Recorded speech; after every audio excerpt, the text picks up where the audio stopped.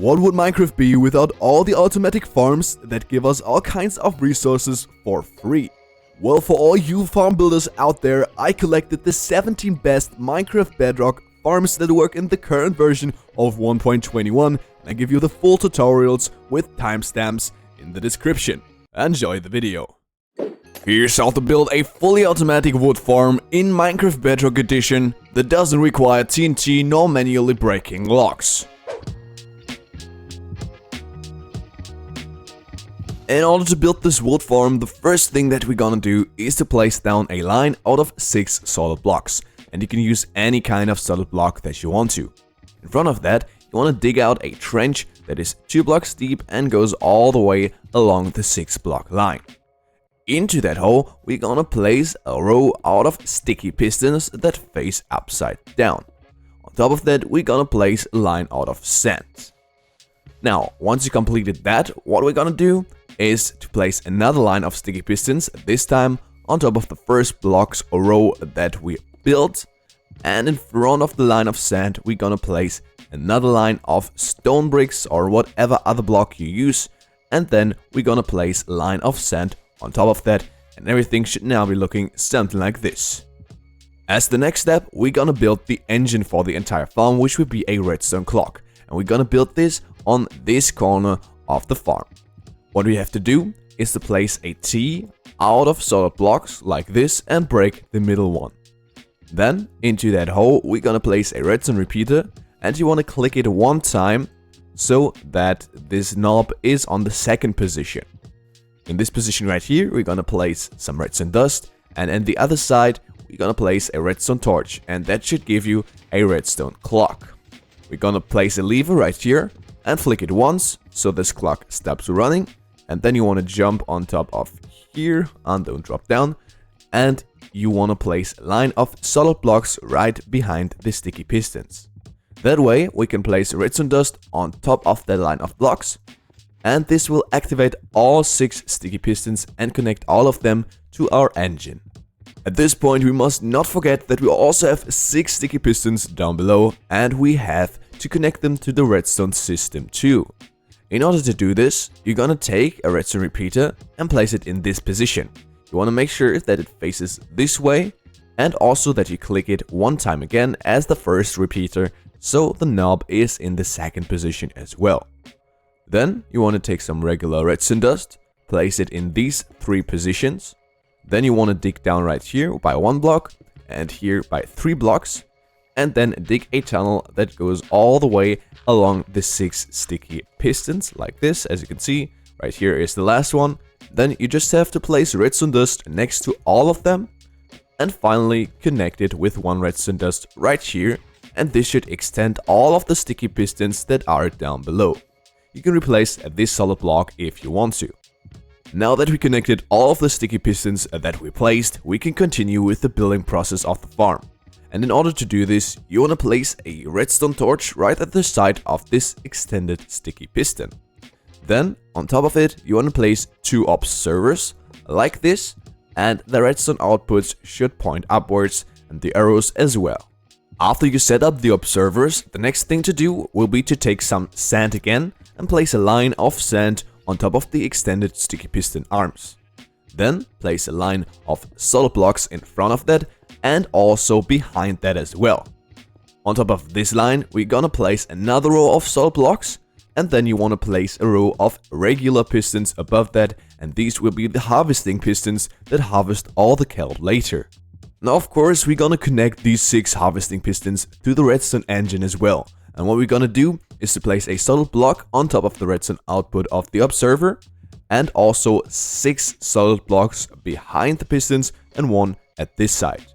Then take some redstone dust, place it on top of this block right here, and also on top of each of the pistons, so 7 in this line, and now these pistons are connected as well. After doing this, you want to take some more blocks, and you want to place 3 blocks in these 3 locations. Then you want to make this a wall that is 6 blocks high. These are 3 blocks, 4, 5, and 6. And it should be looking like this. And after doing this, you want to repeat the same thing on the other side. So place 3 blocks and make this 6 blocks high. Fill out the entire wall And now in between of these two walls, we're gonna place a line of stairs, and you wanna make sure that the stairs are facing downwards and towards you, so looking exactly like this. And in front of the stairs, we're gonna place a line of signs. That means place one sign in front of every stair. We're also gonna place a line of signs in this location. In order to place the next one, you just have to sneak down looking like this, and then you can place the next one. In the end, that will give you a result looking like this. Now in this part of the farm, we're gonna generate a ton of kelp, and then we're gonna turn that into bone meal. But in order to turn that into bone meal automatically, we have to set up an auto converter. And what we're gonna do in order to do this is to break this block right here on this side and replace the block with a dispenser facing that way. Then grab some hoppers and place 6 consecutive hoppers, all funneling into the dispenser. Above each hopper, you wanna place a composter, and then above the composters, we're gonna place another line of hoppers.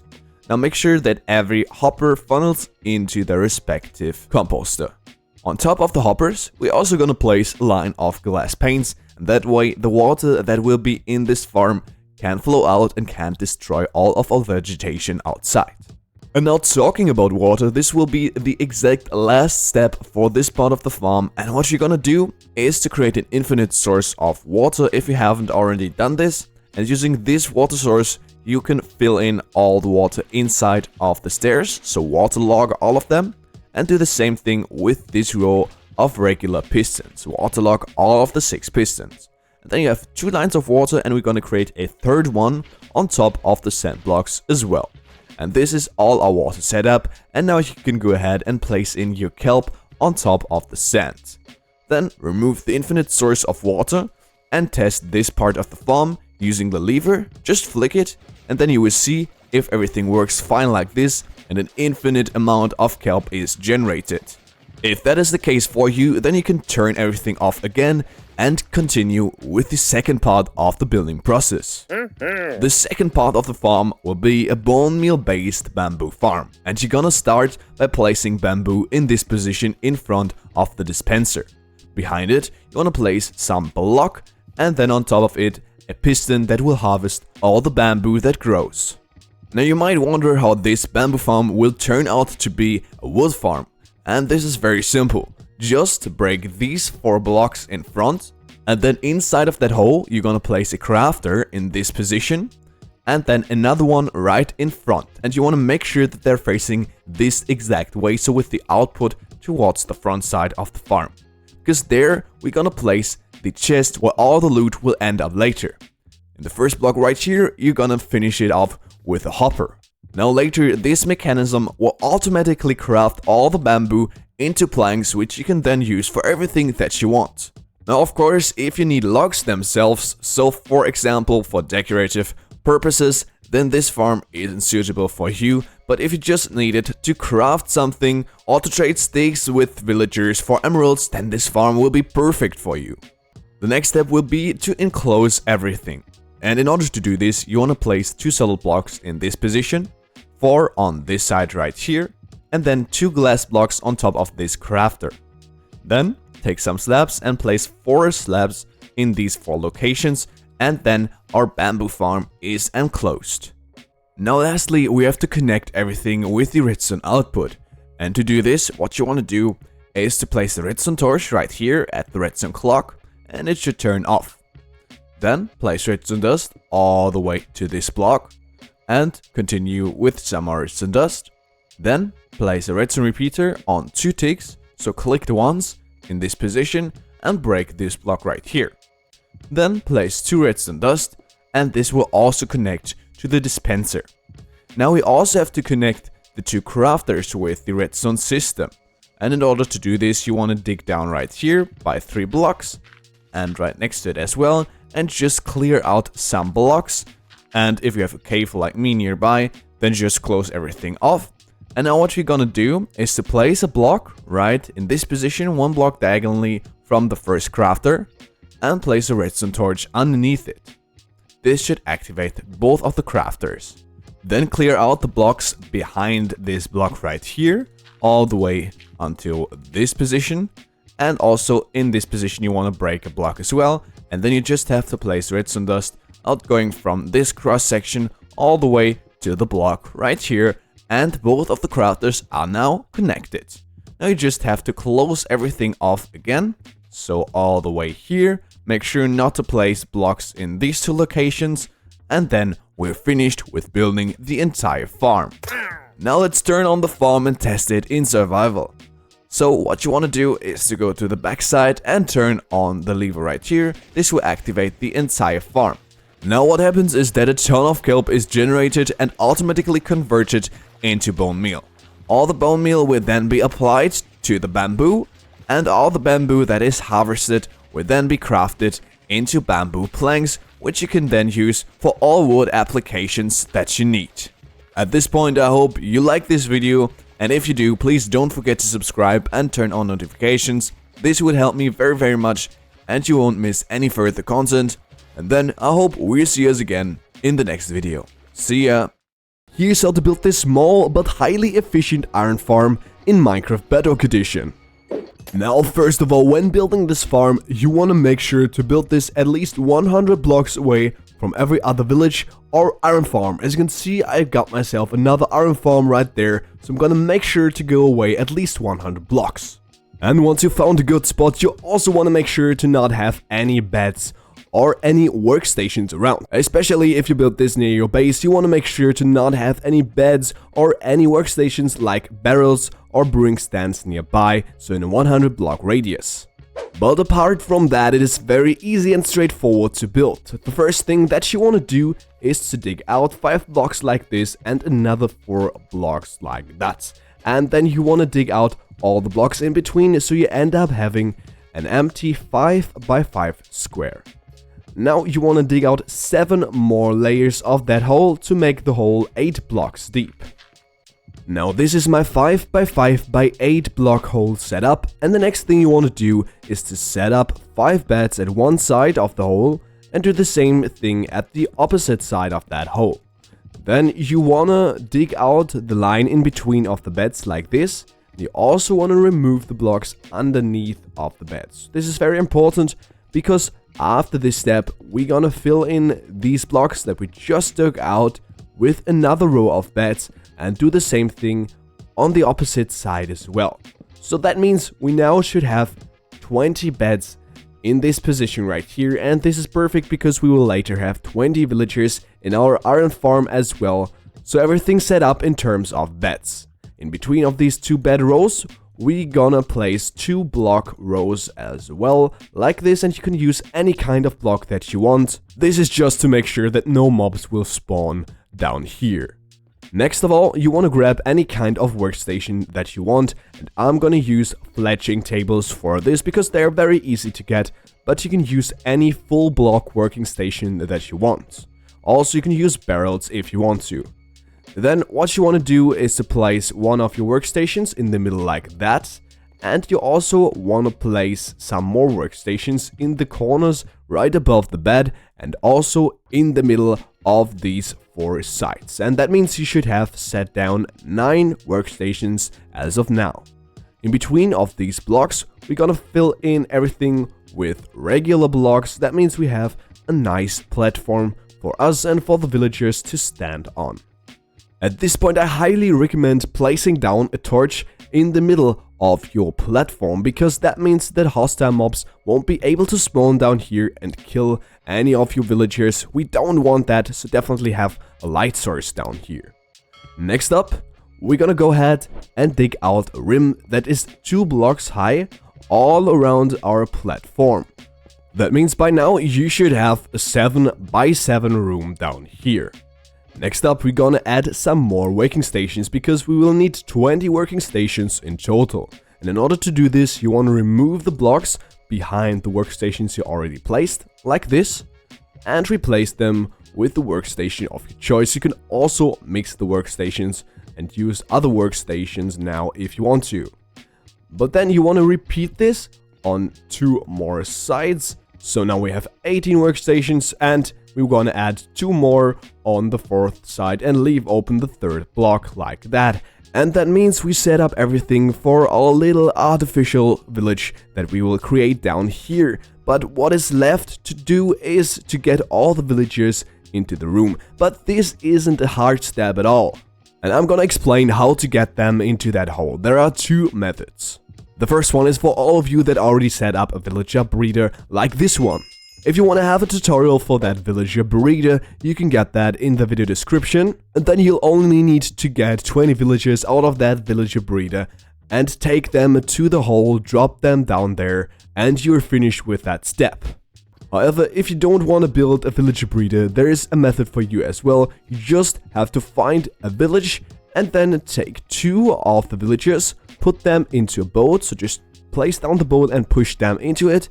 Do that with 2 villagers of your choice and then use a leash to take them all the way to your new iron farm. And by the way, you can also use minecart tracks if you want to do this. Here we are, and as you can see, the villagers are already connected with the workstations, meaning they connected to the village as well. If they happen to not connect to their beds and workstations down here, then check that you don't have any other existing normal or artificial village near your iron farm. But in any case, the next thing that you want to do is to multiply them from 2 to 20. And how you do this is very simple. Just take some stacks of bread or carrots and throw them to the village. Now they should share the bread, and as you can see, hard particles will stop appearing, and that means they're breeding and starting to create newborns, which will fill in our village and will give us our 20 total villagers. And if for any reason they will stop breeding, just throw them another stack of breads and this will solve all your problems. Now while they're breeding, you can start with the next step of the building process. Again, make sure that you have a torch in this position and then you can place a roof above the villagers. That means you just have to take some solid blocks and create a 5 by 5 platform at this height, and you should have 3 blocks empty to the top like this. Now as said, we have a 5 by 5 platform, but we're gonna change that right now by digging out 3 blocks into every direction. This should be looking like this, so you have these 3 by 3 holes in the side of your walls, and you now want to clean out all the blocks in between, giving you a nice square shape. I hope you get what I mean with this step. In the end, it should be looking exactly like this, and this will give you an 11 by 11 platform. Now we're gonna build a wall out of leaves and glass. How you do this is very simple. You just want to place a wall of leaves on the first side of your chamber, and you can do this on any side. Then you want to repeat this on 2 more sides, but on the 4th side you're gonna do the same thing but with solid glass blocks. Now why we do this is very simple. The leaves will prevent mobs from spawning, so especially iron golems, they won't spawn in all these positions. And glass in the front is very simple as well to explain. We will need the glass to see what is going on in the farm, because we now gonna create an AFK platform behind the farm. And in order to do this, you want to find the middle of that side, which is right here, and then you want to go away 1, 2 blocks like this and dig down by 3. Now we're gonna clean out some blocks, giving us a 3 by 3 by 3 hole, and that should be looking like this. And as you can see now, you'll understand why we have glass in this position, because later we will see what is going on in the farm. As the next step, you want to turn around and place ladders in all these positions so you can easily access your AFK spots.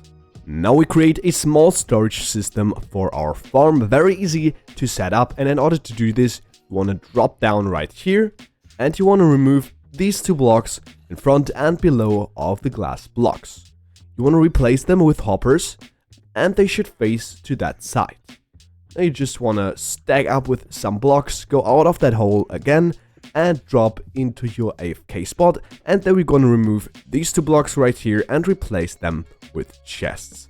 By the way, you can also replace the roof of your AFK spot with some regular blocks, but this is optional, you don't have to do this. Now in any case, what you definitely want to do is to build a wall all around your entire iron farm to prevent exactly this from happening. As you can see, zombies spawn nearby and drop down into our iron farm. And this will interfere with the iron golems later, so with our iron rates as well. Now when I say wall, you can either use brick walls like this or fences, and in this case I recommend fences just for the resource. You want to take the wall or the fence all around the entire hole like this and place them on top of the leaf and glass blocks. In the front side you can place a fence gate, so that way you can easily enter your iron farm if you want to kill the zombie. Next up, we're gonna deal with the cats in our iron farm. You want to take some fish and you want to tame 5 cats down here. And you also want to make them stand up like that. Now the cats will follow you around, and if you go far enough away, they will spawn behind you like that. And we're gonna make them sit down right in front of the iron farm, and this will prevent any more cats from spawning, so they can't interfere with the iron golems.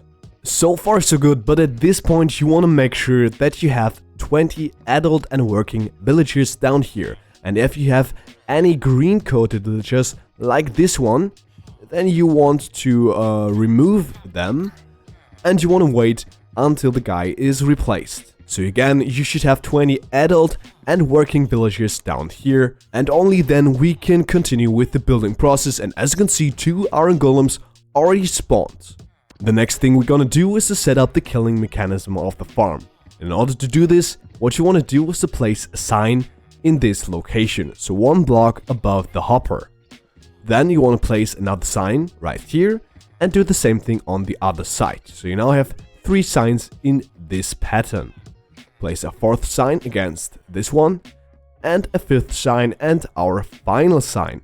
And everything should be looking like this, and this will create a nice spot for our lava to sit in. You want to place it right there.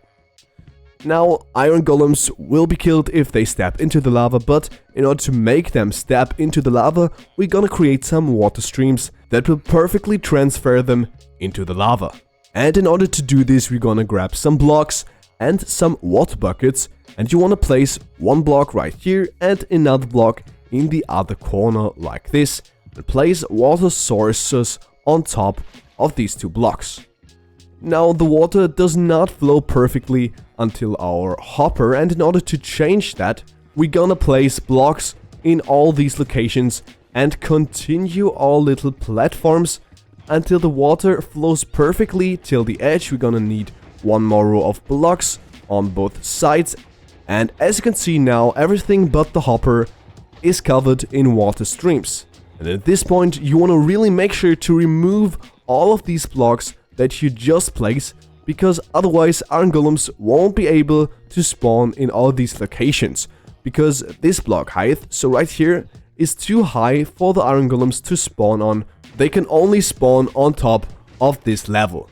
Now whenever an iron golem spawns, it will be transferred into the lava and will be killed there, and all the loot will be collected by the hoppers and will get transferred into the chest.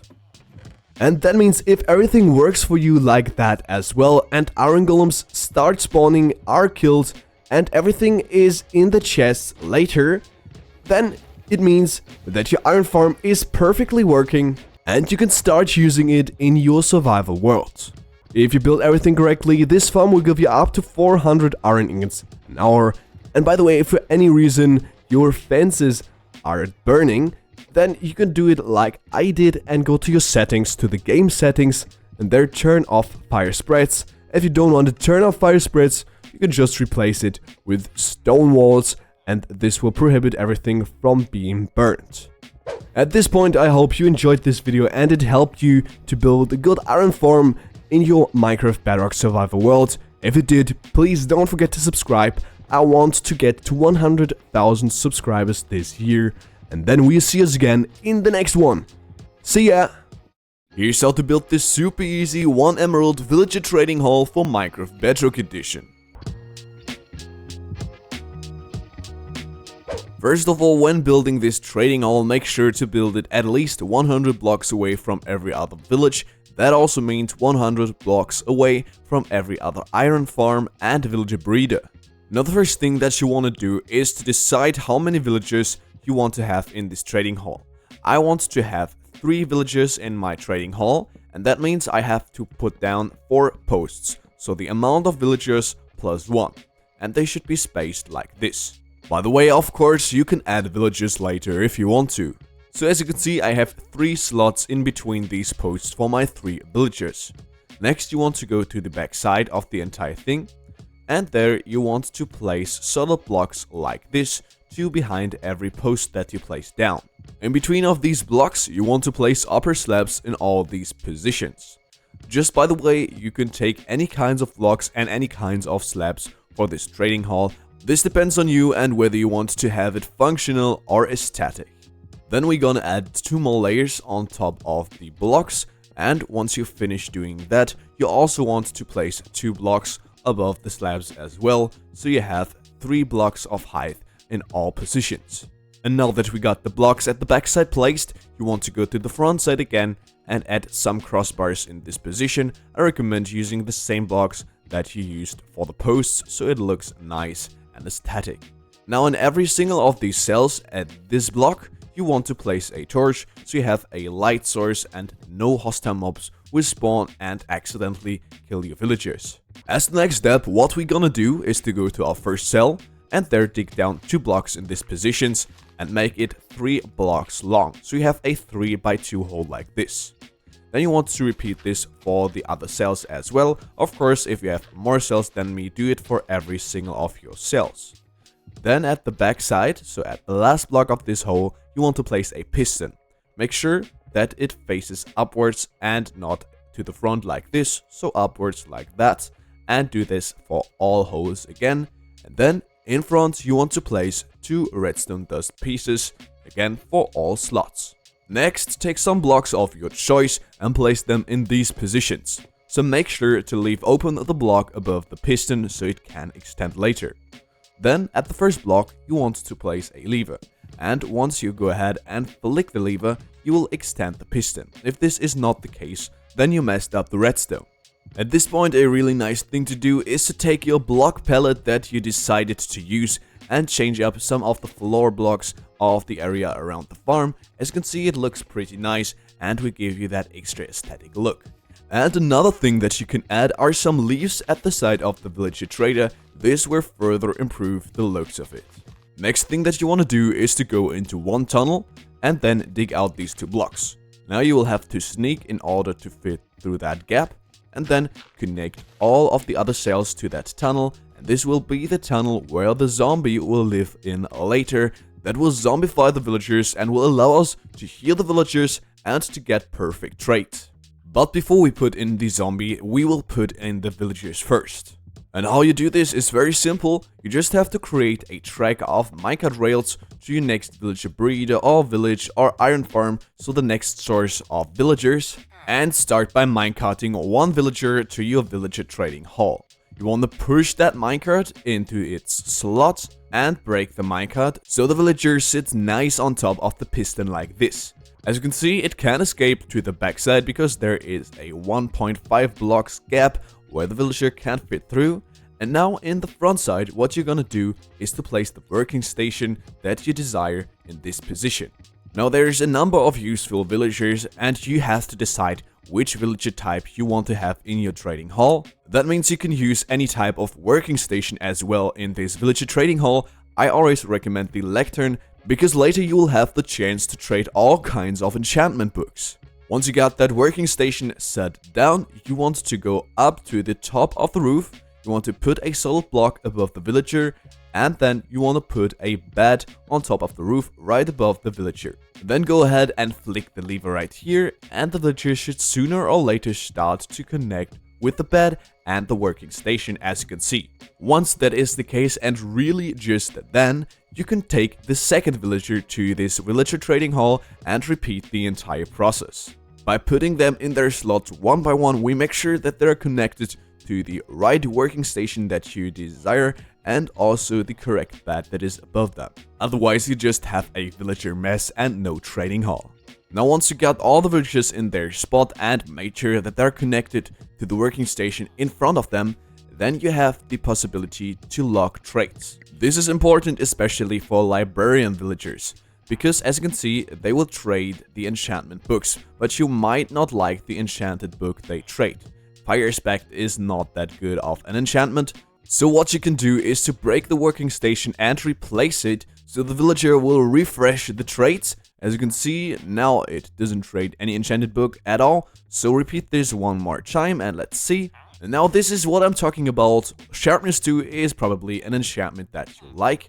So you can now go ahead and lock the villager by just trading with the villager like this, and now all the trades are locked in place. You can do this for all the villagers if you want to.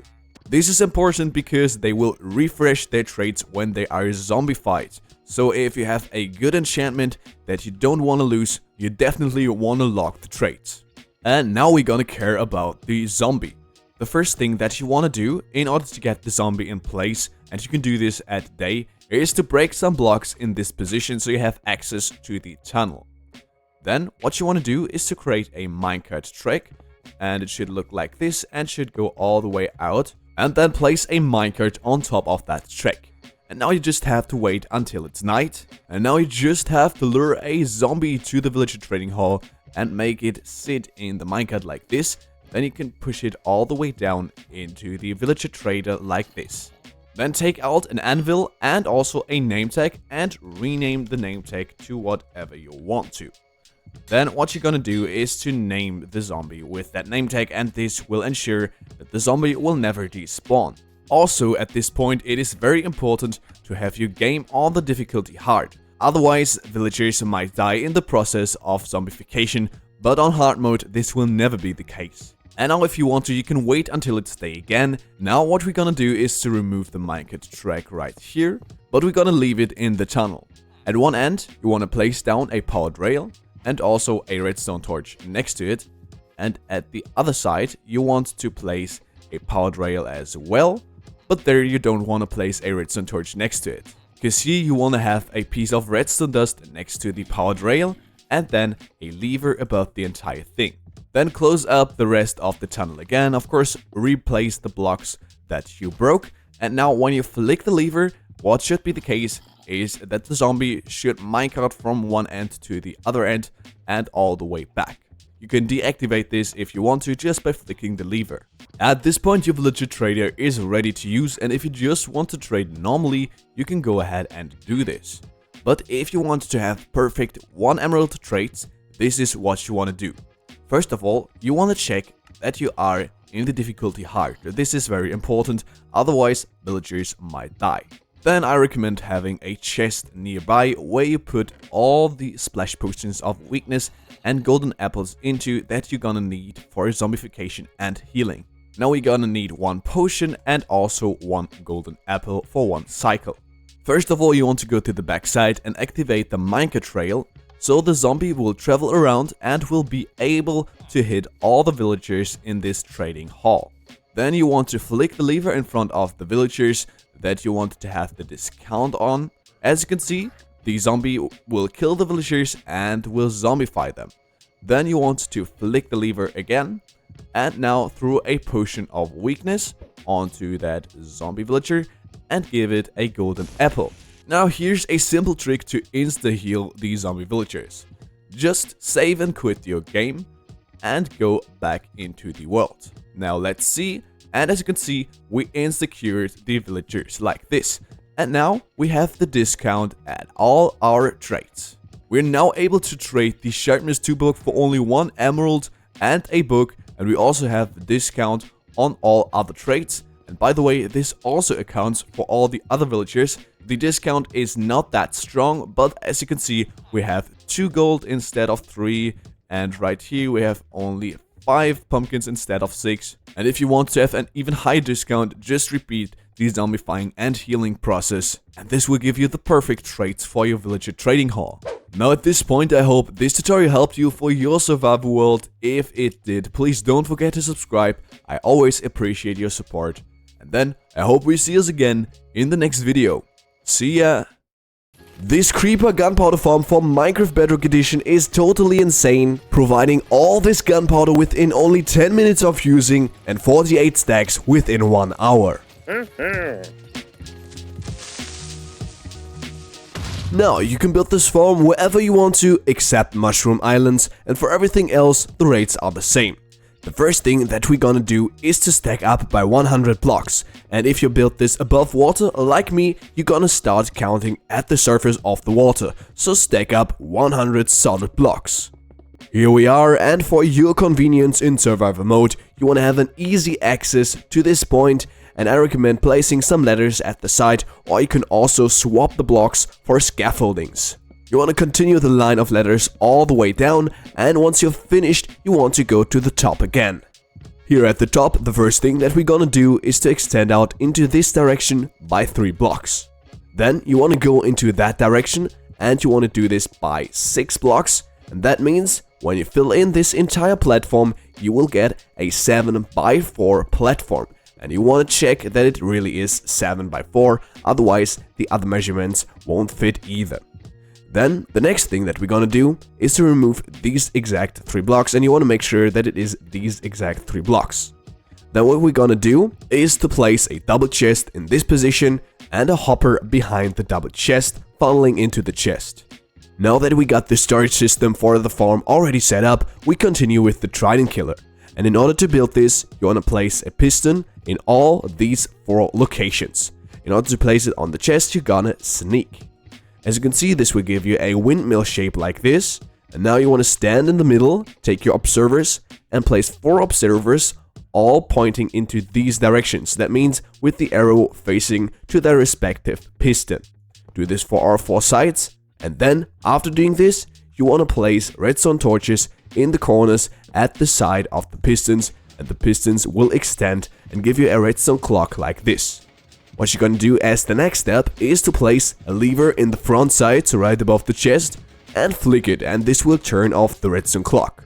Then you're gonna throw in a trident with any durability, and after doing this, place 2 glass in these 2 positions, in the front side of the farm, and then in the rest of the area you wanna place solid blocks all around the entire trident killer.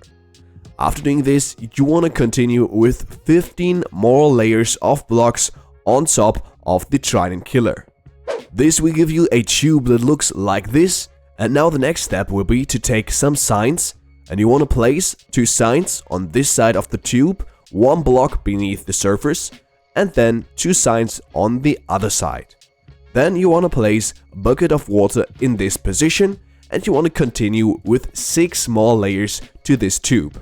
Here we are, and just by the way, the water right there is for the creepers, so they don't die of fall damage but get killed by the trident killer, and that means you can use looting 3 swords with this farm.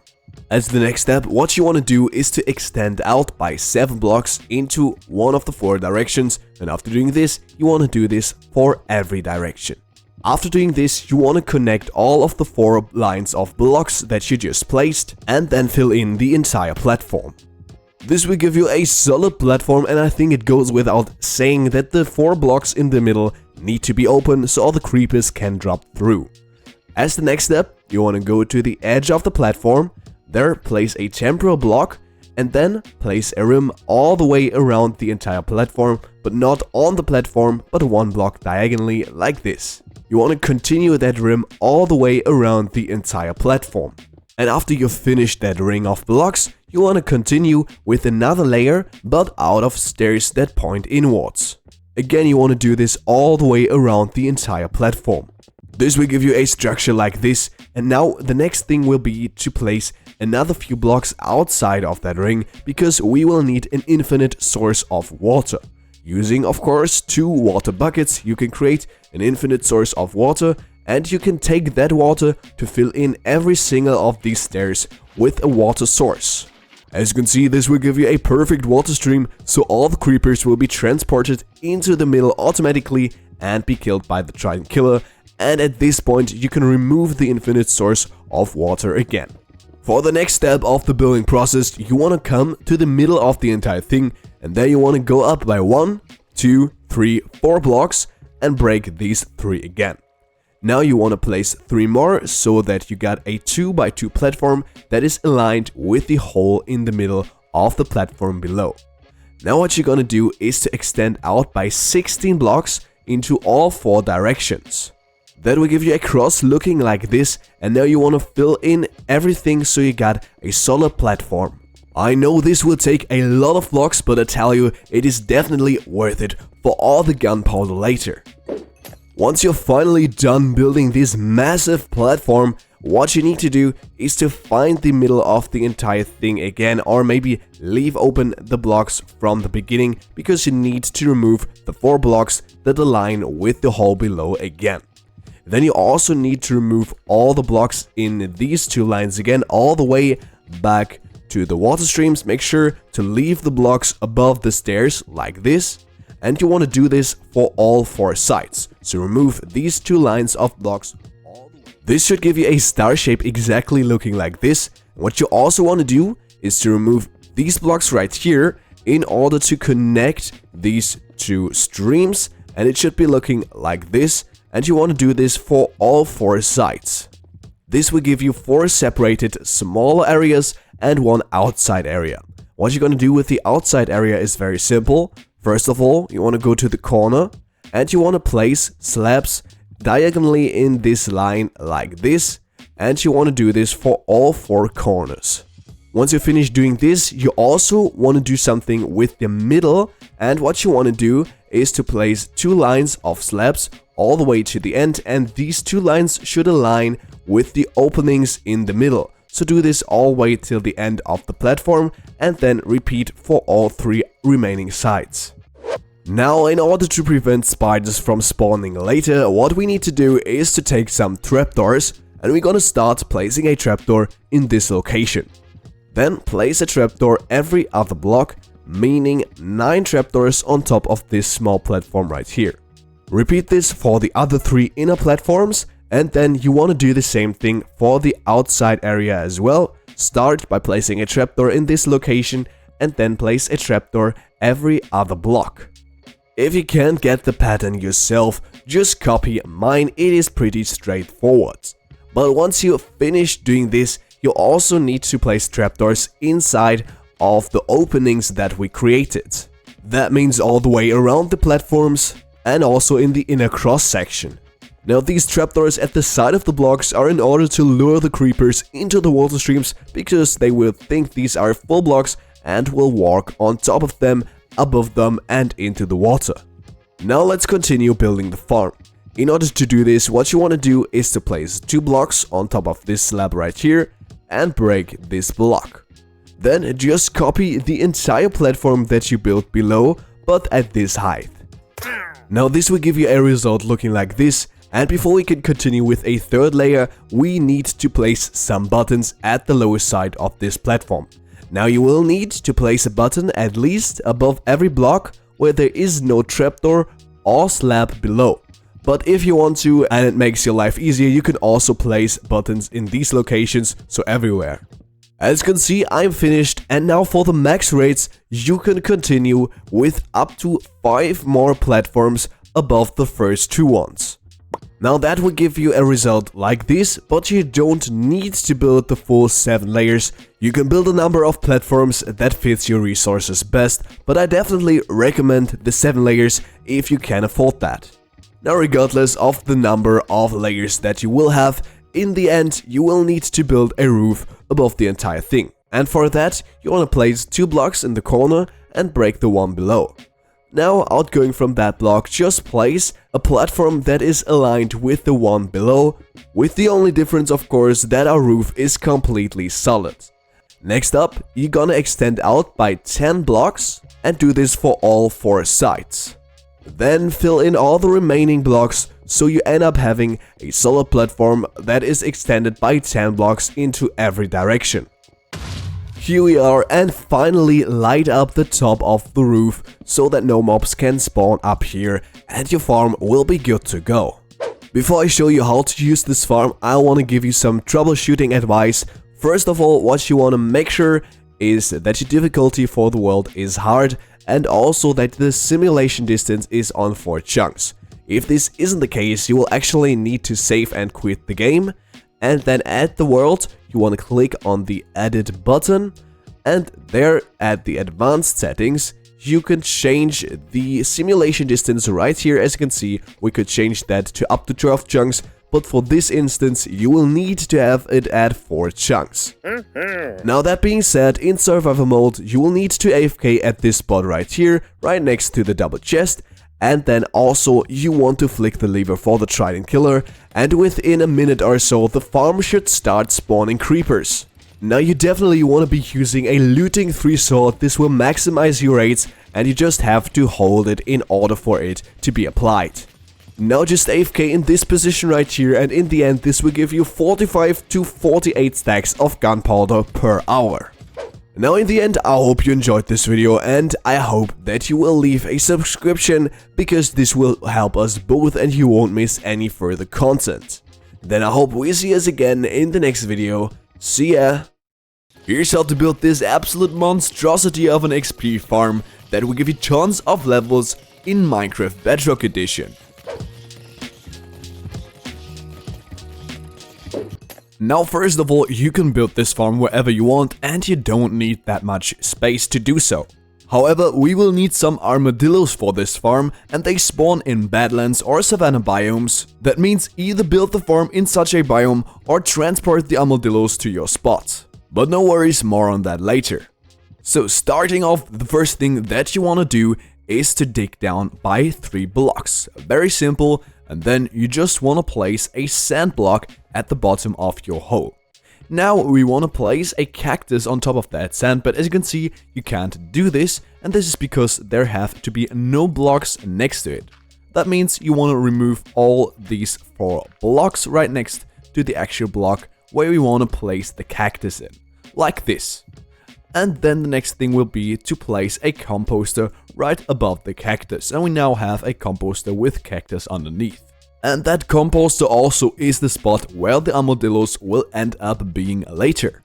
But before we put them into their spot, what we need to do is to dig down 3 blocks in this spot right here, then place down an anvil and take a name tag, put it in the anvil, and then rename it to whatever you want, maybe zombie or something like this, because now we actually need to get a zombie into this hole. This is because armadillos will curl up when there is an undead mob nearby. That will cause them to take less damage than usually, and they won't die by the cactus. In order to get the zombie into this spot, what you want to do is to place 4 blocks right around the hole, and then 2 in this spot as well. Then you want to place a trapdoor above and flick it once like this. Wait until it's night, lure a zombie to your farm, jump above the trapdoor, and as you can see, the zombie will drop right into the spot where it belongs. I just have to remove all the blocks again, including the trapdoor. Then you want to give a name tag to the zombie, and you want to place a solid block above its head so it won't catch fire at day.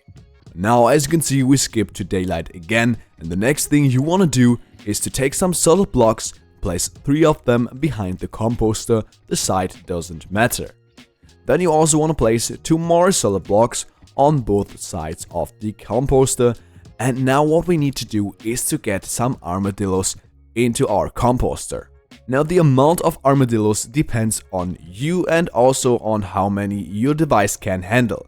The more armadillos you have in the composter, the more experience you will get per time, but if you'd ask me, 3 is the perfect amount of armadillos that you want to have.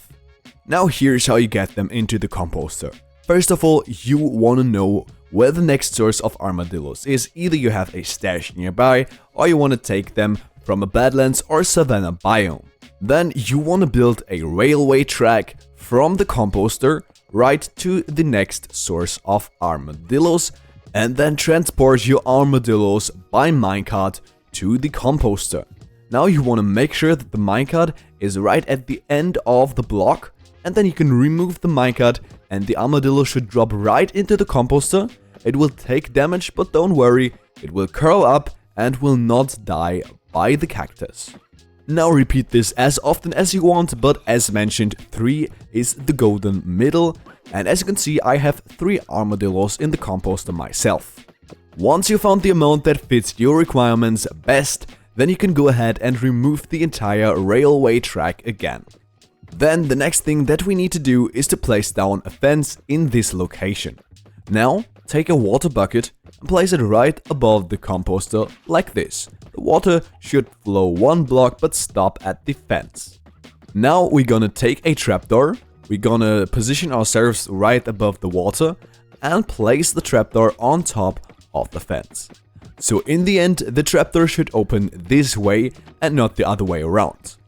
Then the next thing will be to place another layer of solid blocks on top of the first layer, but also 2 more in these locations so you have a nice square shape.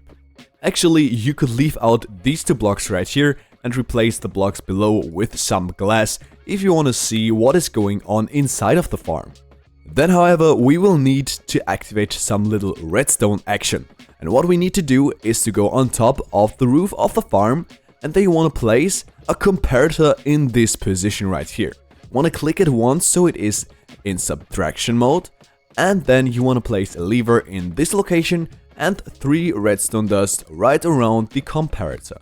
Also 1 more redstone dust in this location, and this will give you a perfect redstone clock that will power the trapdoor continuously. Now flick it off for now and take out a trident, and what you want to do is to place another trapdoor on top of the first one, but this time opening into that direction. Then you want to take the trident and throw it right at the side of the trapdoor and repeat this 2 more times for good measure. Now for the best efficiency you want to have the same amount of tridents as you have armadillos, but if you are poor you can also have less tridents than armadillos, but this might harm the performance of the farm. Anyways, what you need to do next is to remove the trapdoor, the tridents will drop down, and then you want to make sure not to collect them, not when building this farm and not when using this farm. Then you can test the entire system by flicking the lever right here, and this is what should happen, so this will create a trident killer for all the silverfish that will spawn in later. Now you might ask yourself, how do we get silverfish coming from this farm? The answer to this question is Splash Potion of Infestation. We're gonna use this Splash Potion on our armadillos, and this will spawn in a ton of silverfish. In order to brew these splash potions, these are all the items that you're gonna need. First of all, you want to place down the brewing stand and you want to power it with some blaze powder. Then put in the 3 water bottles, and first off you want to take nether wart and apply it to your potion. That will result in some awkward potions, and we're gonna continue with some regular stone. You can get stone by smelting cobblestone in the furnace. Now as you can see we got some potions of infestation, and we're gonna top it off with some gunpowder, turning everything into splash potions. As you can see all of them are finished, and this will give us 9 total minutes of farm usage and tons over tons of experience. One time using this farm will already give you about 60 levels of experience, so you can about estimate how many times you can enchant with all this experience. But now last of all I want to show you how to use this farm. The first thing that you want to do is to activate the trident killer, very important, otherwise the farm will not work. But then what you need to do as the next step is to take a splash potion of infestation and throw it right against this spot right here, and this will apply the effect to the armadillos, and as you can see a ton of silverfish will spawn in, and when killed they will drop experience which you can collect. Just make sure not to collect the tridents accidentally. Now sooner or later the effect will fade, and this is where you can throw in the next potion of infestation. Now you can repeat this as often as you want. As you can see, this will give you tons of experience. It is totally insane. And this with only 3 armadillos in the composter. Now with all the XP that we acquired, the first thing you probably want to do is to run to your enchantment table. But let me tell you, whenever you're not using this farm, you want to turn off the trident killer, of course, but also dig down at the side of the farm, and then you want to go ahead and remove the cactus. Otherwise, when the farm is unloaded, the armadillos might die and you don't want to risk that, right? Simply collect the cactus, replace the blocks you broke, and maybe you can also place some ladders so that you can easily access that spot later if you need to do this a second time. But this is about everything that is to say to this farm. If you like the video, please don't forget to subscribe. I appreciate all kinds of support and you won't miss any further content when subscribed. That being said, have a great day, go outside, don't watch too much YouTube shorts, and then I hope we see us again in the next video. See ya! Here's how to build this simple villager breeder for Minecraft Bedrock Edition. For the villager breeder, the first thing that you want to do is to place down a dispenser. Then place 2 glass blocks in this position, and you want to place 1, 2, 3, 4, 5 solid blocks at this side. Then you want to place 3 blocks in these positions and then connect it with the dispenser so you have a 3x2 rectangle empty in the middle. Then take some rails and place one right here in front of the dispenser and then just all the way to where you want to transport the villagers later. Now place a water bucket inside of here at this position so the water stream will end up at the dispenser right here. Now we're gonna add 2 more layers to this construction. That means 4 blocks of glass in the front side and then just place a wall of solid blocks all the way around. That means on top of the solid blocks and on top of the dispenser. Next, you want to place 2 temporary blocks in these locations and then you want to place upper slabs on all 4 sides of that block. Next, you can go ahead and remove the 2 blocks again and then replace the upper one with a glass pane block. Then we're gonna need a roof out of slabs on top of the entire thing, starting in this corner and then go all the way around the entire construction and also in these 3 locations. Then take out your solid blocks again and place 4 solid blocks on top of each other in this location. At the side, you want to place some ladders so you can easily access this spot later. Now in the front side, we have 1 block empty above the rail and we're now gonna change that. So place a upper slab in this position, a solid block above and another slab on top of that solid block. This will prevent any zombies from killing our villagers in the farm. As the next step, I want you to go up the ladders so you are on top of the roof and then place a regular piston in this position. This should be the back side of the farm. On top of the piston, you want to place a dispenser pointing towards you and then you want to surround everything with glass blocks. So in all these 3 locations. Next, create another layer out of slabs and then you want to go to the side. You want to place a lever right here, so at the side of the dispenser, and then another block and a button in this position. Now you will need to get 2 villagers either from your nearest village or from curing zombie villagers. Then what you want to do is to get the 2 villagers in this hole, so on top of the glass pane. Now in survival mode, the easiest way to do this is to use a leash or lead on that boat and stack yourself up using temporary blocks. I want you to go all the way up so you're right above the entire farm, so the villager should land on top of the roof, like this. Now just push the villager above the hole, make sure it lands safely on top of the glass pane. You want to get rid of all temporary blocks as I already did, and then repeat the same thing with the second villager. Now that we got the 2 villagers in place, I want you to go to the back side of the entire thing and there you want to place 1, 2, 3, 4 blocks and extend that on both sides so you get 6 blocks in a row. Then you want to go 3 blocks into this direction and fill in the entire platform so you have a 6x4 rectangle. And now on top of this platform we can fit 12 beds. You can do more if you want to, but this doesn't really matter if you transport the baby villagers away from the farm directly.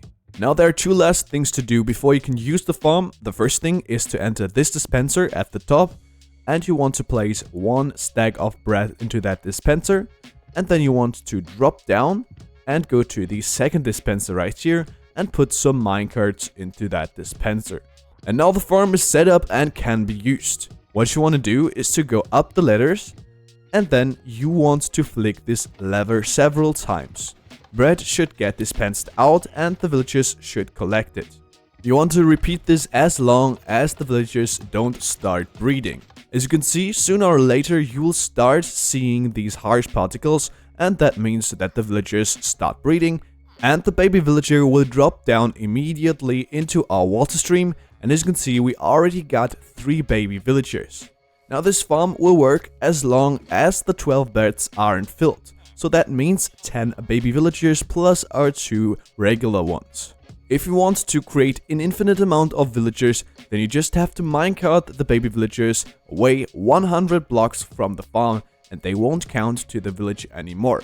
So you just have to add some more rails to that existing minecart track, and then you simply have to place a button at the side of the dispenser and press it once. This will spawn a minecart and a baby villager will enter the minecart. You can push it to its desired destination and repeat this as often as you want to. If the farm stops working for no visible reason, check that there's enough bread left for the villagers, and if you don't have bread in the dispenser anymore, you just have to put some more into it. At this point, I hope you enjoyed the video. If you did, let me know by subscribing to my channel. I appreciate every kind of support that I get, and thanks for the support in the recent time. Then I hope we see us again in the next video. See ya! Here's how to build this fully automatic auto smelter that comes with infinite fuel in Minecraft Bedrock edition.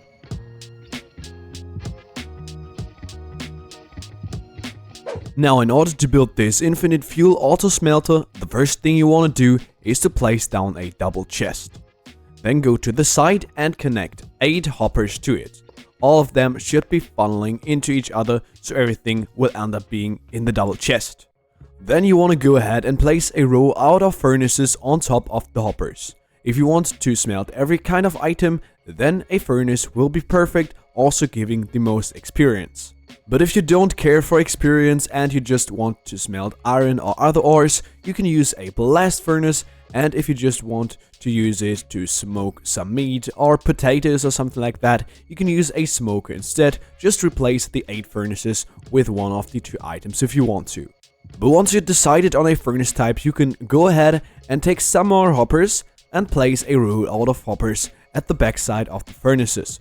Again, all of the hoppers should funnel into the furnace that is in front. Then we're gonna need a 3rd row of hoppers, and you want to place them on top of the furnaces again, linking with the furnaces below. Now, of course, if you can't place the hoppers, you will actually need to sneak in order to place them on top of the furnaces. By the way, if you need some extra iron for all the hoppers that you need to craft for this farm, then check out my channel. I got some good iron farm tutorials on there. But now what I want you to do is to go to the side of the chest right here and stack up 5 blocks next to it. It should look like this, and then you can go ahead and place 2 stairs above the chest. As you can see, we can still open the chest, but we've filled in the blocks above.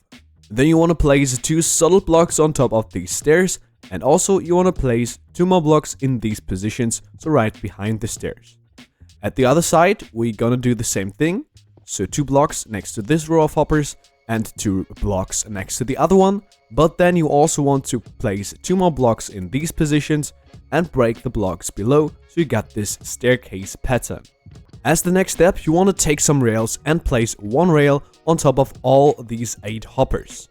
Then go to this side and place 1 more rail in this position, and then we will need a powered rail right here. Also do the same thing at the other side, so a powered rail in this position. Next, we're gonna do the same thing at the other hopper row, so you want to place some regular rails and also on this block, and then you want to place a powered rail right here and another one right there. Now, as you can see, these rails connect up, but we don't want this. And in order to prevent that from happening, you want to remove the powered rails again and break these 2 blocks, place some temporal blocks right here, and place a rail in this position. Then once you place the powered rail right here, it gets locked in position and you can place the other one as you desire. So then you want to break the rail again and place the 2 blocks that we broke. Also break the 2 holder blocks and as you can see, it looks perfect. Now you just have to do the same thing at the other side, so place some holder blocks, remove the powered rails, place another rail right here, and then you can place the other one, and nothing is connected as it shouldn't. Make sure to remove the block you don't need and also replace these two, and then we can go ahead and place one minecart with chest on top of both of these rail tracks. Now we need to activate the powered rails. In order to do this, go to this side right here and place 2 redstone torches in these positions at the side of the blocks, and as you can see, the powered rails light up.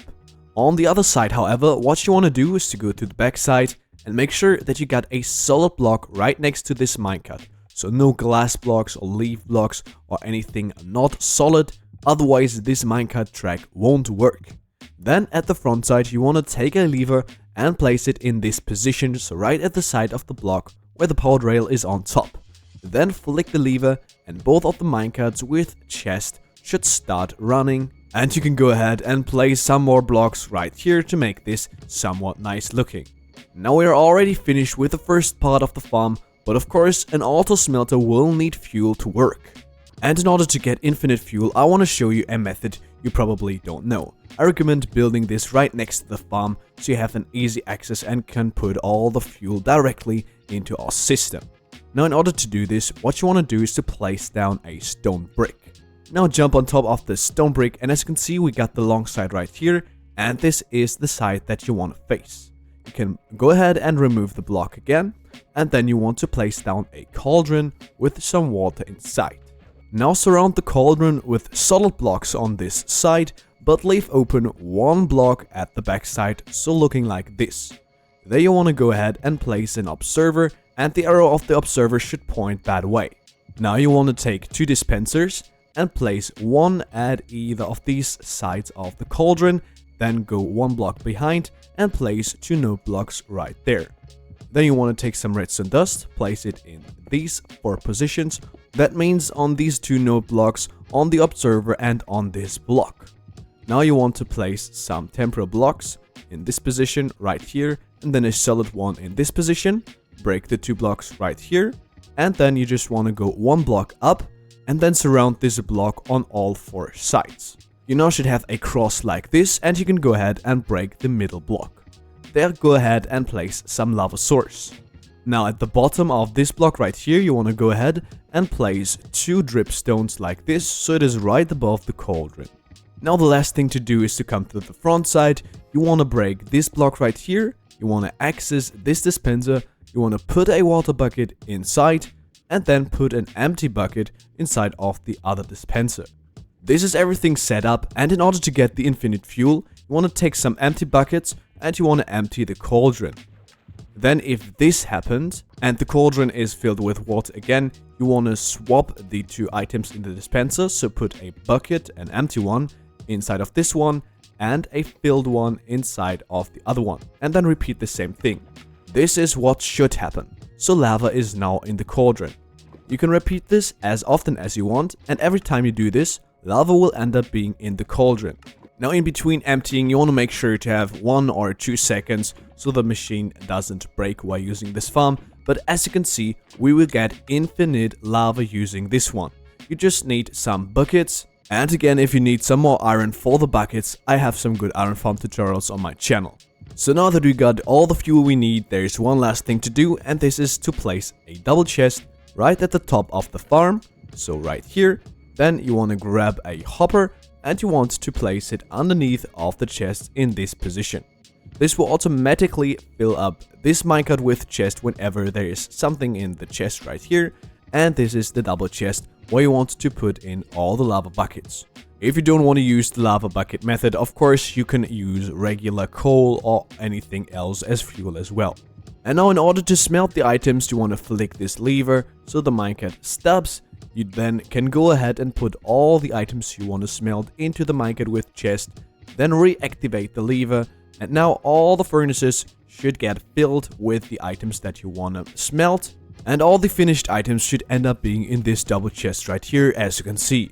Now when smelting items in the furnaces, experience builds up even if you take out the items automatically using hoppers, and if you want to later access this experience, you can simply do this by placing one lever in front of all these 8 hoppers right here.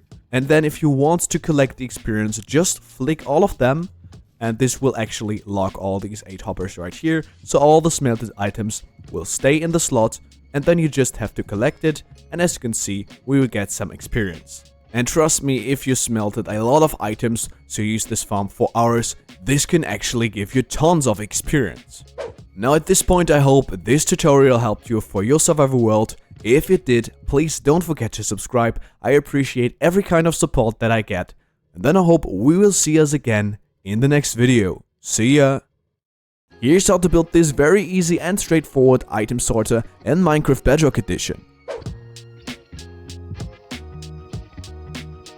First of all, you want to lay out the general shape of your item sorter. That means you gotta think about how many items you want to sort with this item sorter. I want to sort 5 items. Now per item that you want to sort out, you want to place 1 double chest in a row like this. I want to sort 5 items, so 5 double chests in a row. Next up, you want to think about how many of these items should fit in your storage system. So basically, do you want to have 1, 2 or 3 double chests full of inventory space for one single item? Now if you want to have more than 1 double chest per item, then you just have to stack the double chests on top of the first layer that we already got. Here we are, and I go with 2 double chests per item. Of course, you can do a higher amount if you want to. The storage system can be infinitely high or infinitely long, but when you got that set up, what you want to do is to go behind the double chests, and there you want to place 1 hopper behind every single of these double chests. You want to make sure that the nozzles are facing the double chest, so all the hoppers are linked with their double chest in front. Once you got 1 hopper behind every single of the double chests, you want to place some temporary blocks on top of the double chests like this, and then place hoppers facing these blocks. Here you want to make sure that the nozzles are facing the blocks and they should not point downwards. Then you can go ahead and break these blocks again. Next up, what we're gonna do is to go to this side of the hopper row and there place a solid block and a double chest next to it. Now break that temporary block and then place another line of hoppers, and all of them should funnel into the double chest like this.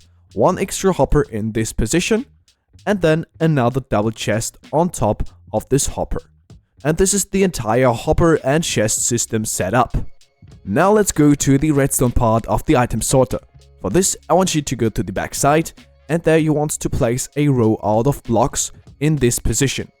That row of blocks should be 1 block away from the hoppers, and it should be 1 block below the highest chest for your items. Then you want to place 1 redstone torch at each of these blocks at this side, so they should face the hoppers like this. And behind the blocks, you want to place redstone repeaters that go into those blocks. Behind the redstone repeaters, you want to place another row out of solid blocks. And by the way, these really should be solid blocks, so no leaves or glass blocks. Then, on top of the redstone repeaters, you want to place another row out of solid blocks, and also in this position right here and above the redstone torches. Again, you want to check that you are at the correct block height, so these hoppers should be right next to your head. As the next step, you want to place redstone comparators in all these positions, but you want to turn around to do so the 2 prongs face the hoppers and the single one should face that way. Do this for all 5 hoppers like this, and then place redstone dust on top of all remaining solid blocks like this. Now this is the entire redstone setup. It wasn't that hard, right? So next up, what you're gonna do is to place down an anvil. You want to take out an item of any kind. I take dirt blocks, place it into the anvil, and then rename it, maybe to filter or something like this. This is because, for example, if you choose to use dirt as the filter blocks, and then put dirt in the sorter, then the item sorter will break. And to prevent that from happening, we create unique blocks that you will never put into the system. So now that we got these filter blocks, what you want to do is to enter this hopper right here, and then you want to place 1 single of these filter blocks into the last 4 slots, like this. You want to do this for all of the hoppers that you have in this row, so with the nozzles pointing towards you. By the way, they should stay in place and should not be funneled into the hopper below if you set everything up correctly. Now I hope you already know which items you want to sort with this farm, because now we will need these items. You will need at least 42 of the items that you want to sort with one slot. I got my 5 items already in my hotbar, and now what I want to do for the first slot is to take an item frame, decide which item I want to have in that slot, let's say emeralds, and then go to the hopper where there are already the filter blocks inside, and then take at least 42 of these items and put them in the first slot. Now you should see that the number of items should drop down to 41 and should stay there. All the remaining items will be in the double chest right here. This is one slot set up, so let's do this for the remaining ones as well, right? The procedure is always the same. Place the item frame, place the item inside so that you know which item is in which double chest, and place the stack of items in the first slot of the respective hopper. And lastly, what you want to do is to place another item frame at this chest right here and with a rotten flesh inside. This will be our symbol for the trash double chest. How the item sorter works is very straightforward. In order to use it, you want to dump all the items that you have or that you want to sort in this double chest right here. As you can see, they are transported and funneled into the hoppers and will get sorted in their respective double chest. That means all the items that fit through the filters can end up in their respective double chest. As you can see, the number is higher than before. And then all the items that don't fit in the filters, so aren't within our storage system, will end up being in the trash double chest. By the way, if you want to, you can always expand this system. This is everything that I want to say to this item sorter.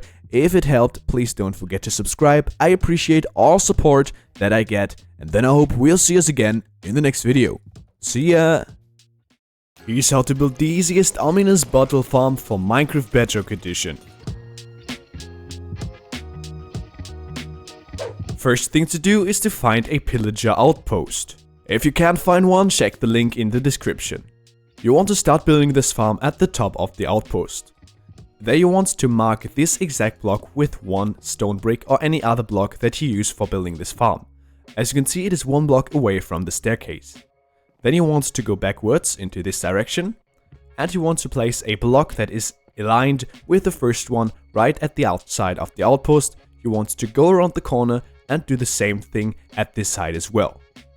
Then in between these two blocks we're going to place another block. In order to do this, you just have to go one block diagonally away from the edge and then place the block right here. As you can see, it is also aligned with these two. Now what you want to do is to break into the outpost at this location right here, and as you can see, there is the second level of the outpost. You want to break every block that is above the level of the floor right here. That means all the wooden blocks and all the stone blocks, but make sure to leave our marking blocks in position. At this point, everything should be looking something like this. As you can see, the outpost has 4 corners, and you want to go to the corner that is in the middle of our 4 marking blocks. There what you want to do is to place a chest right in this position. Again, it should be placed in the middle of the 4 blocks. Then at this side, you want to place a hopper that links with the chest. On top of the first hopper, you want to place another one that funnels into the first hopper. Now you want to grab some solid blocks, and you want to place solid blocks in these 3 positions, so you have a corner that points outwards. Then you want to place a block in this position, and then place a block every other block. That should be looking something like this, and you should end up having a windmill shape like this. Now grab yourself some pistons, and you want to place pistons on top of the freshly placed blocks. It should be looking like this, and as the next step you want to grab the redstone torches and place 4 redstone torches, 1 at each outside of the piston. Make sure they're placed on this side of the piston. Then you want to grab observers and place them this way. The arrow should point towards the piston and the eyes should point towards the redstone torch. Now grab a lever and place it at the side of this exact piston. You want to flick it 1 time, then you want to throw a trident at the side of this piston right here, and you want to flick it a second time, it should create a redstone clock and spin around. You want to flick this off for now. This will be the trident killer of our farm later. And what you want to do is to connect all these 4 blocks with a solid platform.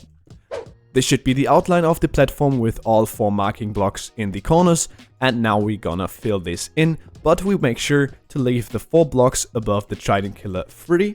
That way it looks like this in the end, and it should be asymmetric. As the next step, you want to go to the outside, you want to place 1 temporal block and then 1 above, remove the first one, and now you want to go ahead and place a rim all around the entire platform. Now I do this with glass in this case because it allows you to see inside of the farm, but you can do this with every building block that you want. Once you did this with the first rim, you want to put a second layer on top, again going all the way around, and again it doesn't matter which block you use. Now in every of the 4 corners you want to go ahead and you want to place item frames. If you don't want to use leather for this, you can also go ahead and place scaffoldings, but this will cost you some bamboo and strings. Once you did this, you want to take some signs, you want to go to the trident killer, and you want to place 2 signs at this side and 2 more on the other side. Once you did this, you want to place 1 more layer of signs. These signs will float above the first layer, as you can see like this, but it will make sure that no water flows inside of the trident killer. Because now we go ahead and place in our water streams, you can create an infinite water source or take something from nearby, and you want to place 1 source of water above each scaffolding or item frame that you placed in the corner. Once you did this, you should have a perfect water stream where everything flows towards the middle. The last step is to create an AFK spot for the farm. Now I will use scaffoldings for this, but you can also use blocks and ladders. But what you want to do is to go 40 blocks into the air. In my case, I'm at Y80, this means plus 40, I have to go to Y120. Once you are at that height, as you can see, there are already pillagers spawning, and what you want to do is to place some more blocks so you're right above the center of the farm, that means the trident killer. As you can see, again I use glass so that no mobs will spawn right here. You can also take some solid blocks as well and place them above your head. This makes sure that no phantoms will spawn, and you can AFK for an infinite time. In order to start your farm, the only thing you have to do is to activate the trident killer using this lever. Then you want to go up the scaffoldings to your AFK spot. Then you want to position yourself right above the trident killer, and the farm will do everything for you. Pillagers and pillager captains spawn, but it also depends on the kind of outpost if they spawn in every of these 4 corners. Now in these 2 minutes of talking, let's see how much we got. As you can see, we already got some ominous battles going on, and we also have some crossbows and arrows and the banner. You can AFK for as long as you want. If you like this video, please don't forget to subscribe and definitely turn on post notifications. This will help us both, you won't miss further content, and I appreciate your support. And then we see us again in the next video. See ya! Here's how to build the best gold XP farm in Minecraft Bedrock Edition. Now, in order to build the gold XP farm, first thing to do is to grab some blocks of your choice. You can use any solid blocks that you want. And we now go ahead and create a 4x4 square that is empty in the middle out of these blocks. Then you want to take a locator map. Then you want to turn east like this. And at the east side of our little square, we want to break these 2 blocks. So now you should have a U shape with the opening pointing east. Now this procedure might sound a little ridiculous, but it actually is very important because zombie piglins will only spawn at one side of the nether portal that we will create later, and now we ensured that they will drop directly into the water streams. The next thing to do is to place 2 solid blocks in this position. Then you want to place a double chest in front. You want to place 2 hoppers above the double chest that funnel into the chest. You want to go behind, and then you want to place 2 more hoppers that funnel into the hoppers in front. Now take some more solid blocks and place a second layer on top of the U shape that we created before. In the front side you can also place some slabs like this, that way you can easily access the double chest later. Now you should have a 4x4 platform, and this is where you want to create a trident killer. How you do this is very simple. you place 4 pistons alternating like this every other block, and this should give you a windmill shape. Then you want to place observers in all these positions next to the pistons, and as you can see, the arrows on top of the observers should always point towards the piston next to it. Now you want to go to the corners of the Trident Killer, and there you want to place redstone torches at the side of the piston. Make sure to place them at the side of the piston and not at the side of the observers. Then, as you can see, this will give you a redstone clock, and you want to turn this off by placing a lever in the front side, so right here, and flick it once, and this should turn off the Trident Killer, and now you can go ahead and throw your Trident into it. Just make sure not to collect it in the building process. If you want to, you can also throw in the Trident later, but you must not forget to do this. Now the Trident Killer is finished, and the next thing to do is to take some more blocks and create a ring on top of the Trident Killer, going all the way around like this, so 4 by 4. Then you want to put a second layer on top of it, again going all the way around. And now you want to come to the front side again, so that you're facing the right direction, because now you want to go to the back side of the construction, and you want to place 4 blocks in all these locations. Then you want to place 2 obsidian blocks on top, and these are the first blocks of our nether portal. Now you want to extend to both sides by 9 blocks, starting on this one, 1, 2, 3, 4, 5, 6, 7, 8, 9. And the other side, 1, 2, 3, 4, 5, 6, 7, 8, 9. This will give you a 20 block line of obsidian, and now out of this one we're gonna create a 20 by 20 nether portal. So stack 19 blocks of obsidian on top of this side, then build the top side of the nether portal, and now just connect everything up. So now you should have a square nether portal, and all sides should be 20 blocks long. The next step is to take some more blocks, and you want to place blocks underneath the nether portal right here, and also 1 block underneath like this, and then repeat the same thing at the other side. So a line of blocks in this location and also right here. Now you want to come to this exact block right here and extend out by some blocks until you reach the end of the construction like this, and you can do this at the other side as well. So extend out right here with solid blocks and do this until you reach the other end.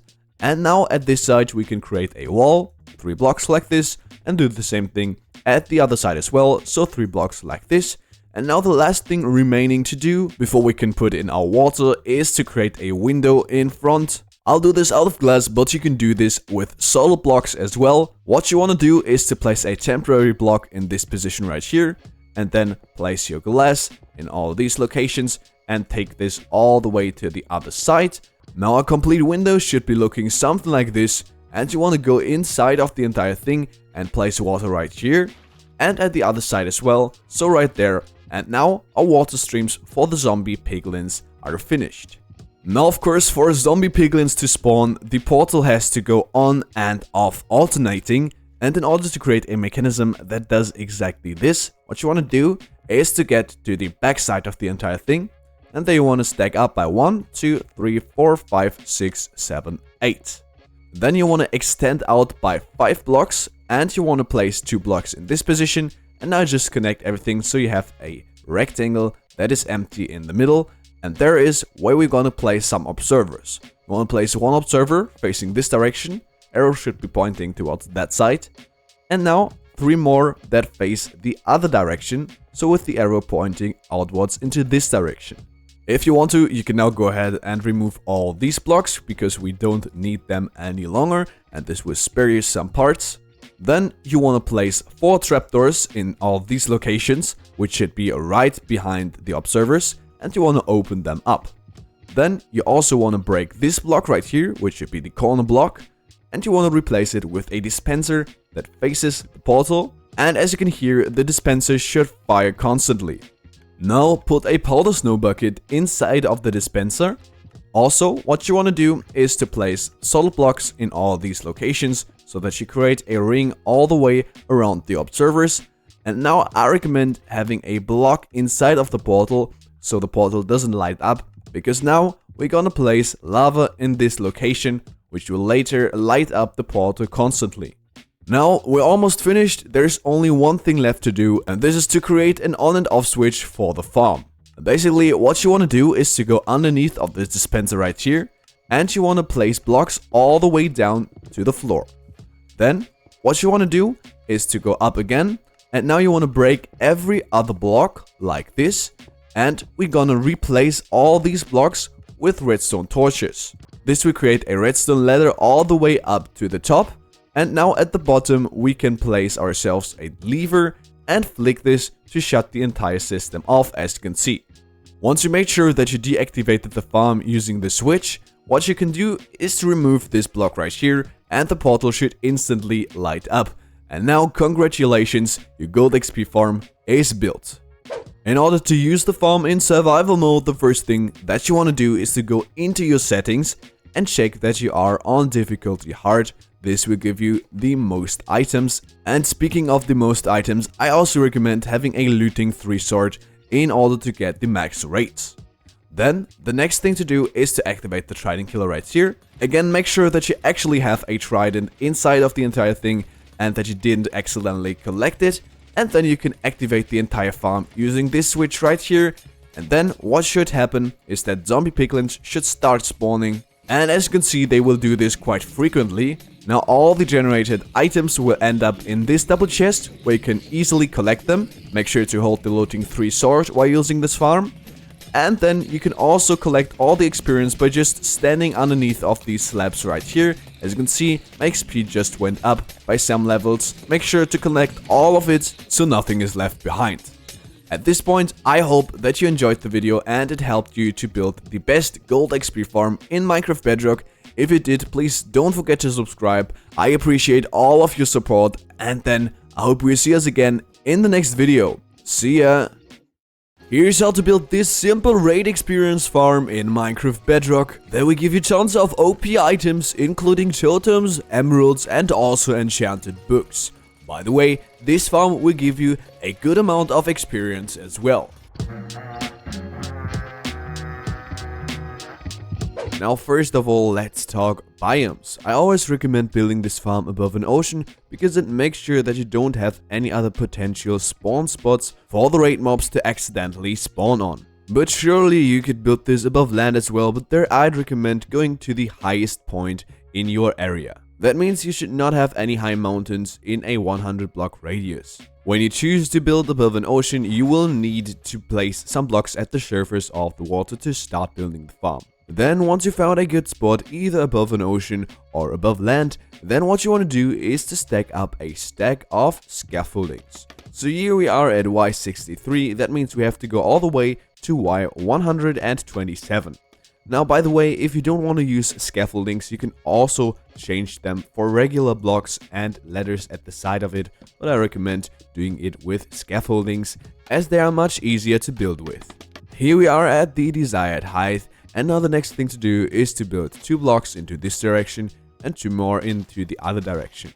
Then you want to go 5 blocks, so 5 into this direction, and then fill in the entire platform. You have to build this entire platform, as I did, out of leaves because these are the only blocks where no raid mobs will spawn on top. You can't use slabs or glass or anything else because their raid mobs will spawn eventually, and we make sure that this is not the case. Then the next thing to do is to break these 2 blocks right here and replace them with a double chest. You also want to break the 4 blocks behind and replace them with hoppers, and all of these hoppers should be funneling into the chest in front of them. Now grab 4 mud blocks and place 1 mud block on top of each of these hoppers. Why you do this is very simple. Mud blocks aren't full blocks, so if you have any items on top of them, then they will go through the block into the hopper, and we don't need a hopper minecart to collect our items. Then you simply want to build a ring that goes all the way around our 4 mud blocks. Also on top of the chest, we will remove these blocks later, but it is much easier to build the trident killer on top of here if we have all these blocks set up. And in order to build this trident killer, you will need all these items right here. And what you want to do first is to place a piston in this position. Then you want to turn around, place a piston, and do this every other block, so looking like this should be a windmill shape. And then in between you want to place observers, so in all these positions right here, and with the arrow pointing towards the piston next to it.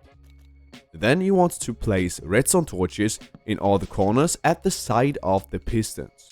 And now we have created a redstone clock, which you can turn off by placing a lever right here and flicking it once. As you can see, this will stop the entire system. Finally, you want to throw a trident at the side of this piston right here, and our trident killer is set up. Then you want to grab some more solid blocks, and what you want to do is to place a ring on top of the trident killer. You can go all the way around the entire trident killer, and then you want to place 5 more layers on top of that ring, giving you a total height of 7 blocks, including the trident killer. As you can see, I did this. By the way, if you want to, you can leave out all the corner blocks. You don't need them for the thing, so you can spare some blocks if you want to.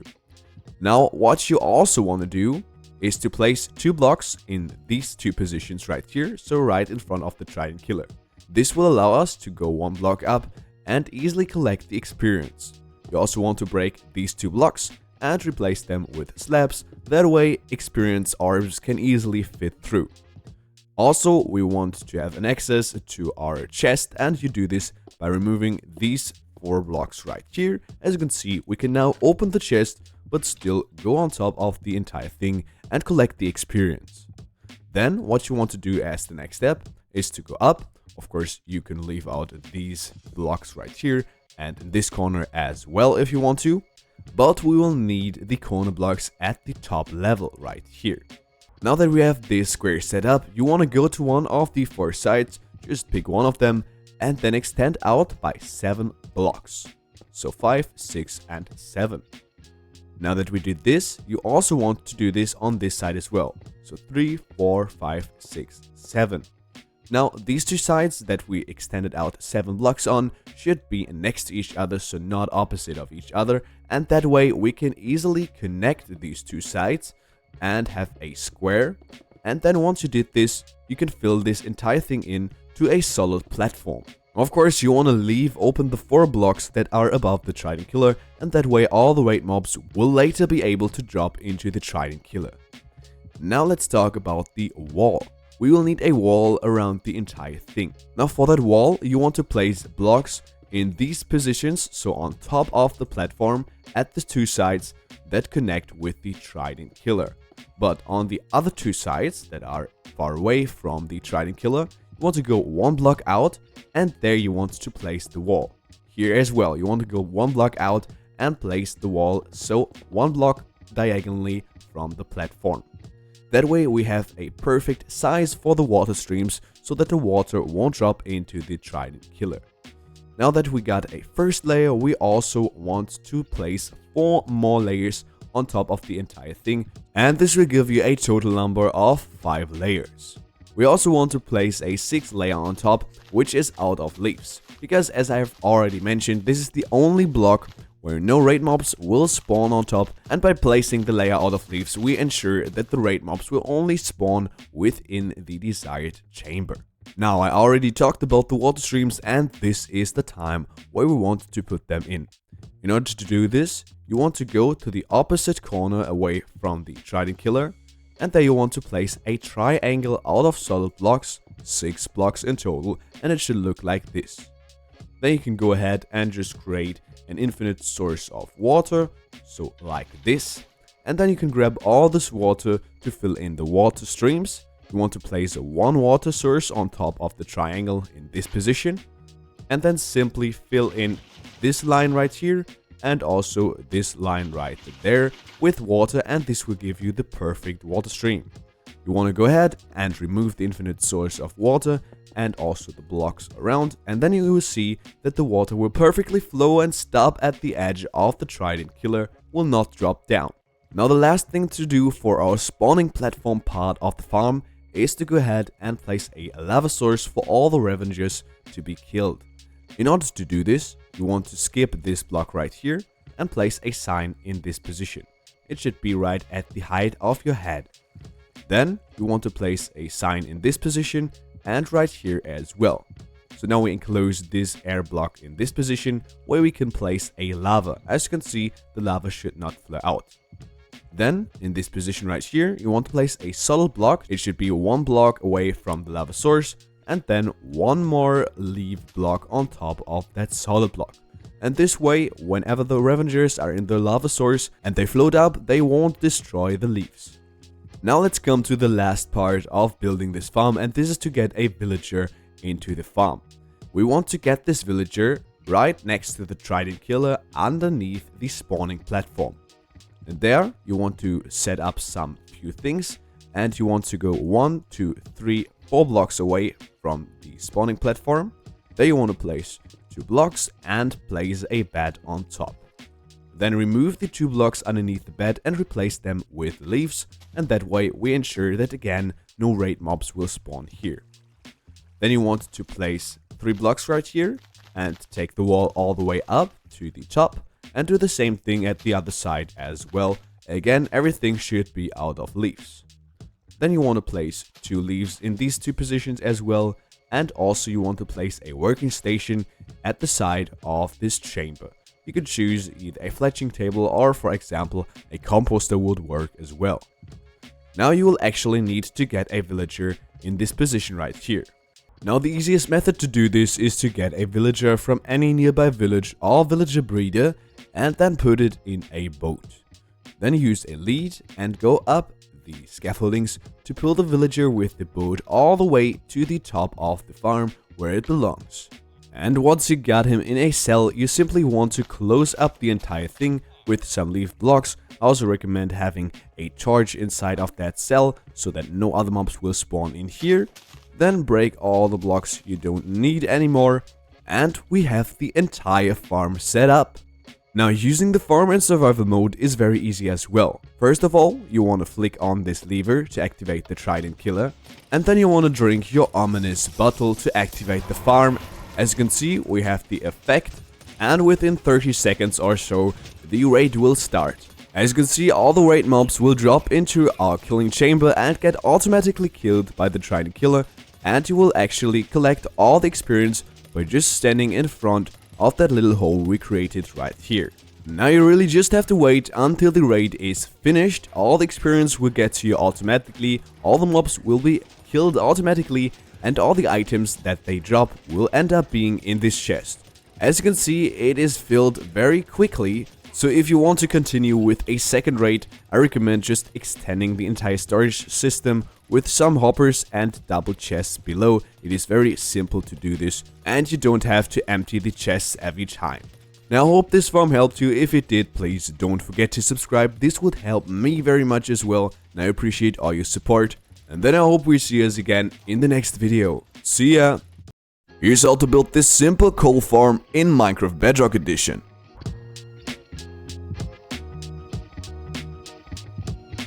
So let's start building this one, right?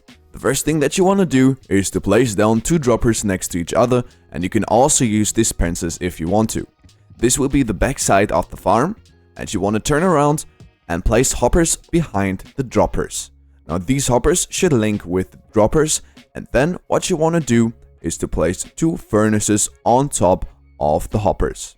Now for this farm you cannot use blast furnaces or smokers because only regular furnaces will generate our charcoal. The next step that you want to do is to take some more hoppers and place 2 hoppers behind the furnaces. Again, they should link with the furnaces. Then you want to place 2 more hoppers on top of the furnaces, and they have to funnel into the furnaces from the top.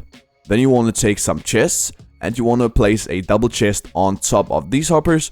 You want to go behind the entire thing and place another double chest on top of these 2 hoppers. Then finally you want to place 2 hoppers on top of this double chest, and our general hopper and chest setup is already finished and should be looking exactly like this. Now of course our coal farm should be automatic and self-sustaining, and for this we will need an item cycle, so all the charcoal that is generated in the furnaces will go into the hoppers on top and will refuel our furnaces. Now in order to create this item cycle, what you want to do is to place 4 glass blocks in these positions. If you want to, you can also use other blocks, but glass is nice as glass allows you to see what is going on in the farm. Now we got 1 layer of this 4 block shape, and we want to add 4 more layers on top of this entire thing. That will give you a total of 5 layers, and you should be 1 block above the hoppers right there. You also want to place 2 glass blocks in this position. You're gonna have to sneak in order to do this. So right here on top of the double chest, and also in this position and right there, so you have a square shape in the middle. Next up, we're gonna take 2 water buckets and place them right here and also right there, and the water should flow down and also to the side, so above the hoppers. Then you want to go into that water, dive down, and you want to place kelp all the way up, and you want to do this at both blocks. So we did this for the first one, and right here as well. You will need 10 kelp in order to do this. This is because this will create water source blocks, and we need water source blocks for our bubble elevators. These bubble elevators will elevate all the items into the hoppers right here. And in order to create them, you're gonna need 2 sewer sand, and you want to swap these 2 blocks with sewer sand like this, and as you can see, this will give you the bubble elevators. Lastly, in order to prevent items from shooting out of the farm, what you want to do is to create a roof on top of this thing, and you do this with slabs. First of all, you want to place slabs on top of these 8 glass blocks, and then also 4 in the middle, and this looks nice and tidy and will prevent all the items from flying out of the farm. Now water streams are set up and everything should be looking like this, but there is one final step to go before we can use the farm. Namely, we're gonna need a redstone system for the droppers, so all the charcoal that is generated will be automatically dropped into the water streams and recycled.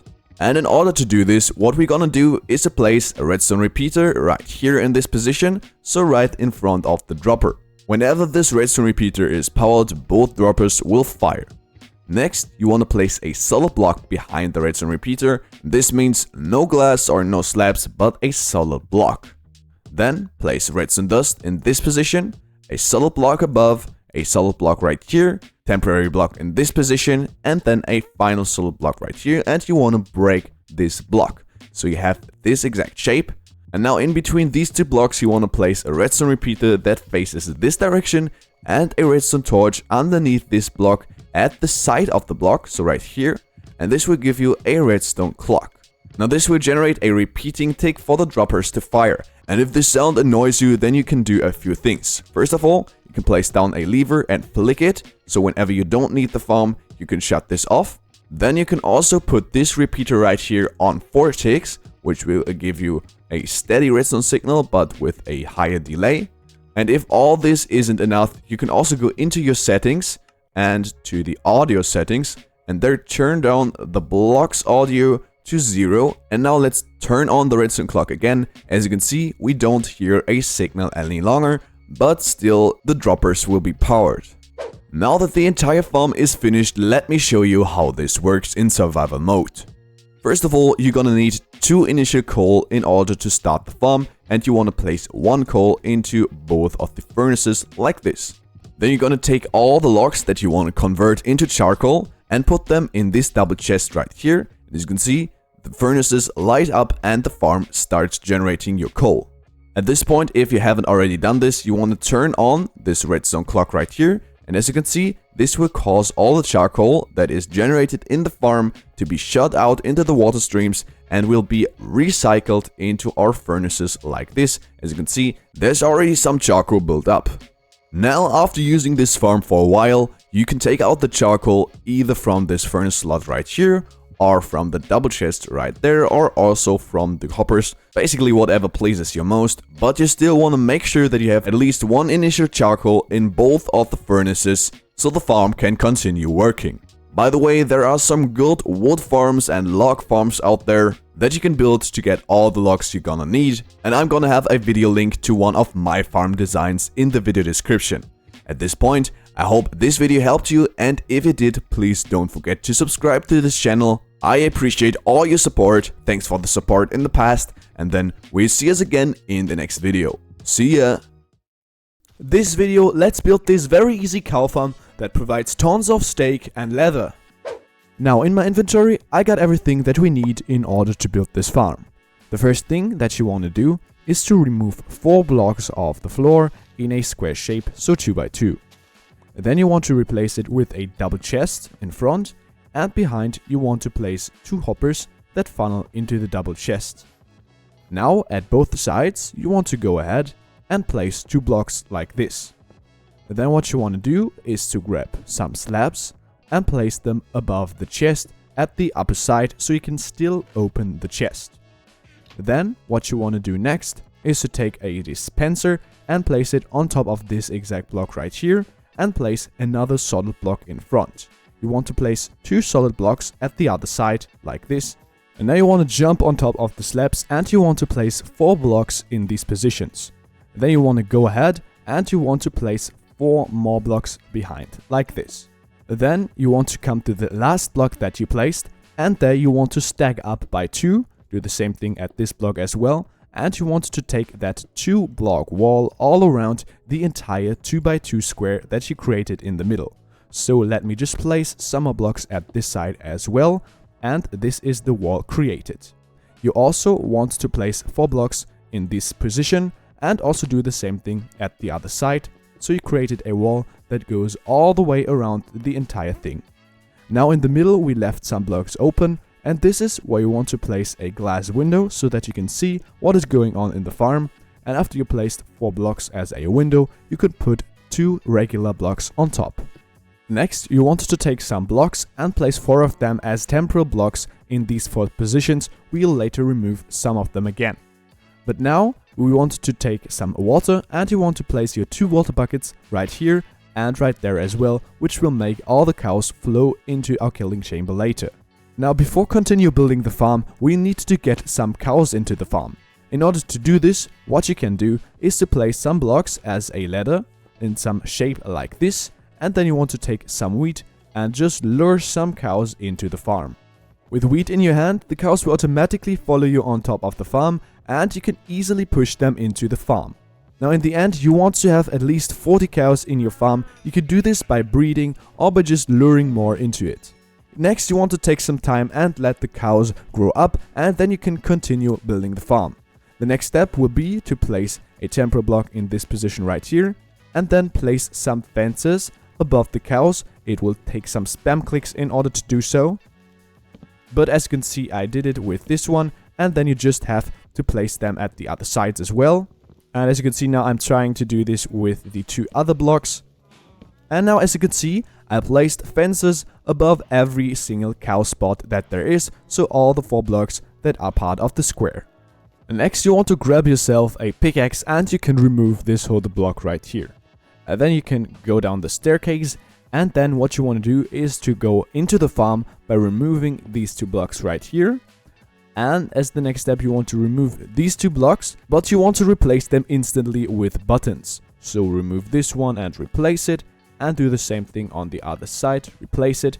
And then you want to grab 1 more button and you want to put it in this position right here.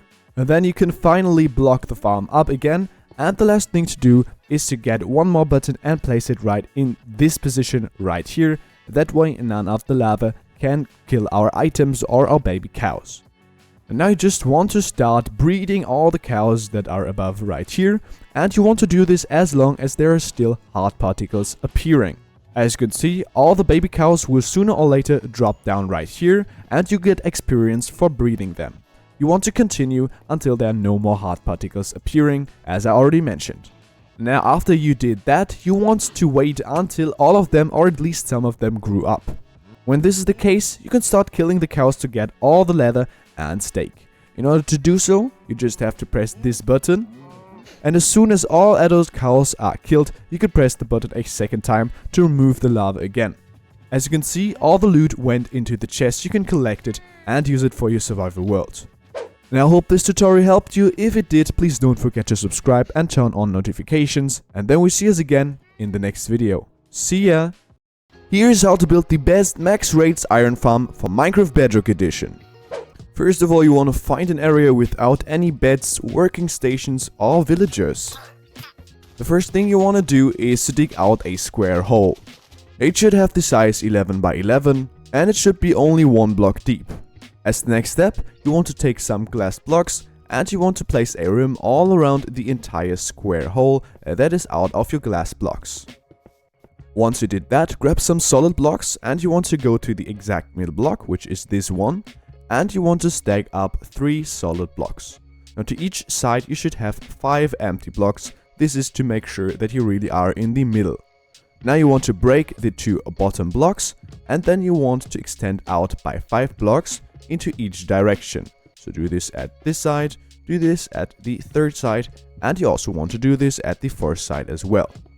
Once you did that, what you want to do is to place some more blocks so you create a solid platform out of solid blocks, and this again should have the size 11 by 11. Next, you want to go to the middle again, and there you want to remove the middle block right there. Again, make sure that you have 5 empty blocks to each side to make sure that this really is the middle block that you broke. Next, you want to take 30 beds and you want to place them around the hole. You start by placing 4 in this shape, and then you just want to go all around the first circle with a second circle out of beds, and you want to do this as long as you have beds left.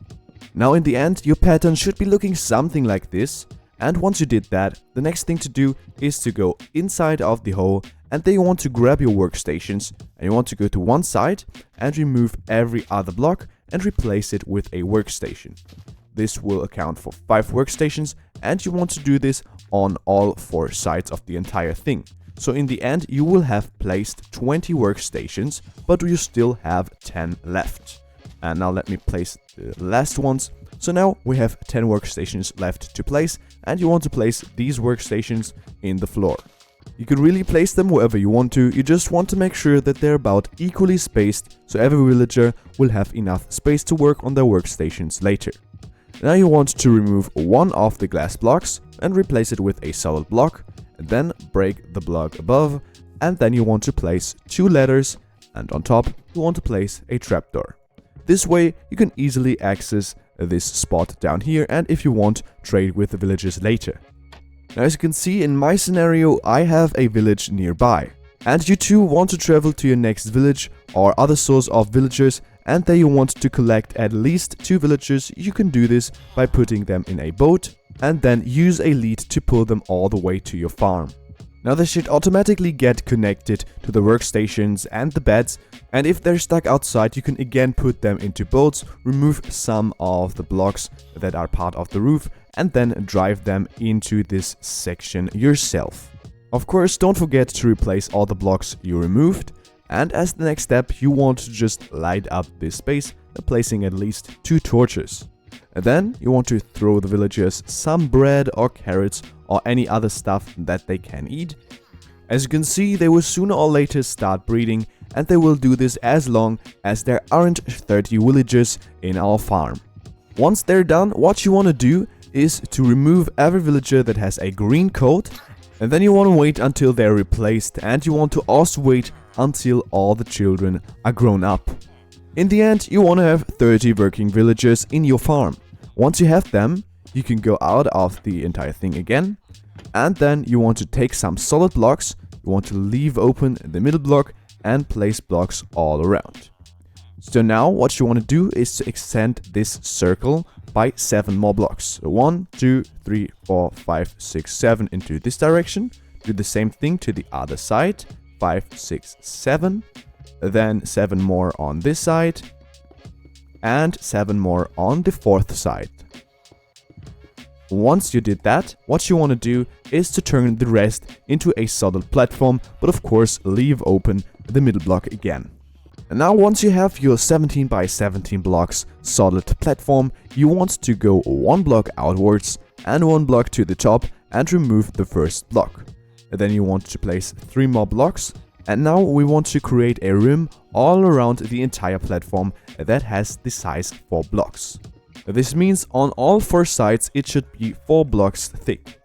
Next, you want to go 1 block out again and again 1 block to the top, remove the first one and create another rim, but this time only 1 block thick all around the entire platform that you already created. Once you set up this entire platform, you can start putting in all the water streams. I recommend having a nearby infinite water source looking like this in order to place in all the water, or maybe an ocean or something like this, so that you have infinite water. And in order to place down our water streams, you want to go to each corner and place these 3 blocks with these 4 blocks around. So you want to do this on all 4 corners. By having blocks in these positions, what you can do is to place water on top of all of these, And then you can place water in all these locations. By having these blocks placed down, we ensure that we don't create infinite water sources and we don't waterlog the entire platform, but instead have real water streams that push all our iron golems into the middle of the farm. And now you want to do this on all 4 sides again, and after doing this you can remove the 3 holder blocks again. Now that we got the water streams, we can add our killing mechanism to the farm, and this is very easy and straightforward. You just want to place a sign in the middle hole. Then you want to place one more sign on top and another sign on top. And now outgoing from this sign, you want to place 4 signs, one on each of every of the sides. And then you just want to place another sign on top of all of these 4 sides. In the end, your setup should be looking something like this. And this way, we have a spot for our lava to be placed in, but prohibiting the lava from flowing out and destroying our water streams. And next, you want to enter your villager's spot again. And then what you want to do is to come to the middle, where you should still have the empty block. And then you want to place a hopper to one side, and to that side you want to place a double chest. This will be our entire storage system. All our items will be in this chest later. Now the next thing and last thing you have to do before you can start using the farm is to remove all of the iron golems that already spawned around the farm. In survival, use a source of lava because then the iron golem will not get triggered on you. Now the farm will already be working, but I recommend placing some torches all underneath your platform to prevent zombies and other hostile mobs from spawning. But apart from that, your farm is now usable and all the iron golems will already get killed automatically. And if you want to collect the loot, then you can simply do this by going to your villager spot and then just enter the chest, and we already have 8 iron ingots in this chest. This farm will be working automatically as long as you are in a 64 block radius to the farm, but if you want to, you can set up an AFK spot nearby, or you can just stand inside of your villager spot, maybe trade with the villagers, and the iron will come in automatically. That said, I hope this video helped you to get an infinite source of iron in your Minecraft survival world. If it did, don't forget to subscribe and turn on notifications. This will help us both and you won't miss any further content of my channel. Then we see us again in the next video. See ya! Here's how to build this fully automatic fish farm that will give you tons of treasure loot as well as experience and works with auto clicker. Don't worry, on console there is a method to use auto clicker as well, and even if you don't want to use an auto clicker, then this farm will give you tons of benefits, so build it right now. First of all, let me show you how to build this little machine. First thing you want to do is to dig out 4 blocks in a row like this, and then you want to place a double chest inside, as well as a hopper right here in front of it. Make sure the hopper is funneling into the chest, so like this. Then, behind that hole that you have right here, you want to place an iron trapdoor facing that side, so stand on top of the hopper when placing it. Then you can waterlog it, and the water should flow into the hole. Then you want to take some blocks, and you want to place a block next to the trapdoor that you just placed. You can do that at either side. Then you also want to place 2 blocks in this location and do the same thing opposite to it as well, so like that. And if you want to spare some blocks and make it look even nicer, you can just remove the blocks that are below the top ones, and everything looks like this right now. And we just have to place in our tripwire and some redstone. And what you have to do is to come to the back side of the entire thing, and you want to place a redstone torch in this location at the side of the block, and underneath of it you want to place redstone dust. This should activate the iron trapdoor, and then what you want to do is to place a tripwire hook at both sides of these 2 blocks like this, and then place a string in between, and as you can see, this will make everything be a working machine, and that means you finished the building process of the farm. But now let me show you how to actually use it. In order to get the perfect results when using this farm, I recommend having a fishing rod enchanted with luck of the C3, Unbreaking 3 and Lure 3. However, if you just have a regular fishing rod, then I don't recommend using an enchantment table to get the enchantments, because out of this farm you will get tons of enchanted fishing rods, and it's so much easier this way. You can even combine the enchantments using an anvil. But anyways, here's how to use the farm. What you want to do is to stand on top of the hopper, and you want to take your fishing rod and you want to click at the top side of this block right here, but rather in front, so maybe in this location.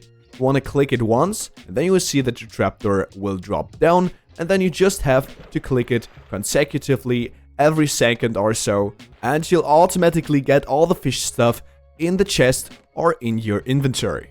And now, of course, if your device supports auto-clickers, so on PC or mobile, you can use an application to auto-click, meaning that you get a fully AFK fishing farm. Let me show you how to set up an auto-clicker. You want to set the click interval to 1100 milliseconds, so 1.1 seconds. And then you want to make sure that the button, this auto-clicker effect, is the right mouse button, or whatever makes you cast out your fishing rods. Then everything else doesn't really matter, just make sure what the hotkey is to start the auto-clicker. In my case, it's F6, and let's try this one. So again, you want to stand on top of the hopper, and you want to make sure that you're right in the middle of the hopper, and then you want to point your fishing rod at the top side of that block in this position. And let's start the auto clicker. Now, as you can see, in my case, the bobber of the fishing rod is pushed out of the water again and again. And if this happens to you as well, you have to stop the auto clicker and then just make your cursor point a little bit more in the center of the block. So like this, but still at the top side of the block. Now, why did I do this? Because the cursor has to point on top of the iron trapdoor once the iron trapdoor is closed. That way, using your right mouse button or whatever else does not affect your fishing rod in this case, but tries to open the trapdoor. Only when the bobber is out of the water and the iron trapdoor opens again, you can use your fishing rod again and you get the fish or whatever other item you fished. So basically, if this doesn't work for you, make sure that you really point your cursor at the exact same spot as I did and that you stand in the middle of the hopper. Just try out a few positions and trust me, it will definitely work. Now, if you want to AFK for hours and hours, it's probably an intelligent idea to build yourself a safe AFK spot and also to extend the storage system of your farm. In order to do this, you want to dig down some blocks next to the double chest and remove the blocks underneath of the chest like this. And we even got some lapis down here. And then you want to place a double chest every other block. You want to fill in everything with hoppers and place yourself some ladders all the way to the top. Another hopper in this position, and we extended the storage system successfully. Now on console, of course, you will not be able to use auto clickers themselves. However, you can actually connect your console with a PC or mobile phone using a remote application. This will work for PlayStation, Switch and Xbox with all the respective applications. And then you can use an auto clicker on that device. So a little workaround at this point, but if you don't want to do this, this farm will still give you some benefits. So if the video helped you for your survival world, don't forget to subscribe and we'll see us again in the next video. See ya! This right here is the most versatile farm in all of Minecraft Bedrock, being able to produce kelp, bone meal, fuel and experience. Here's how to quickly build it.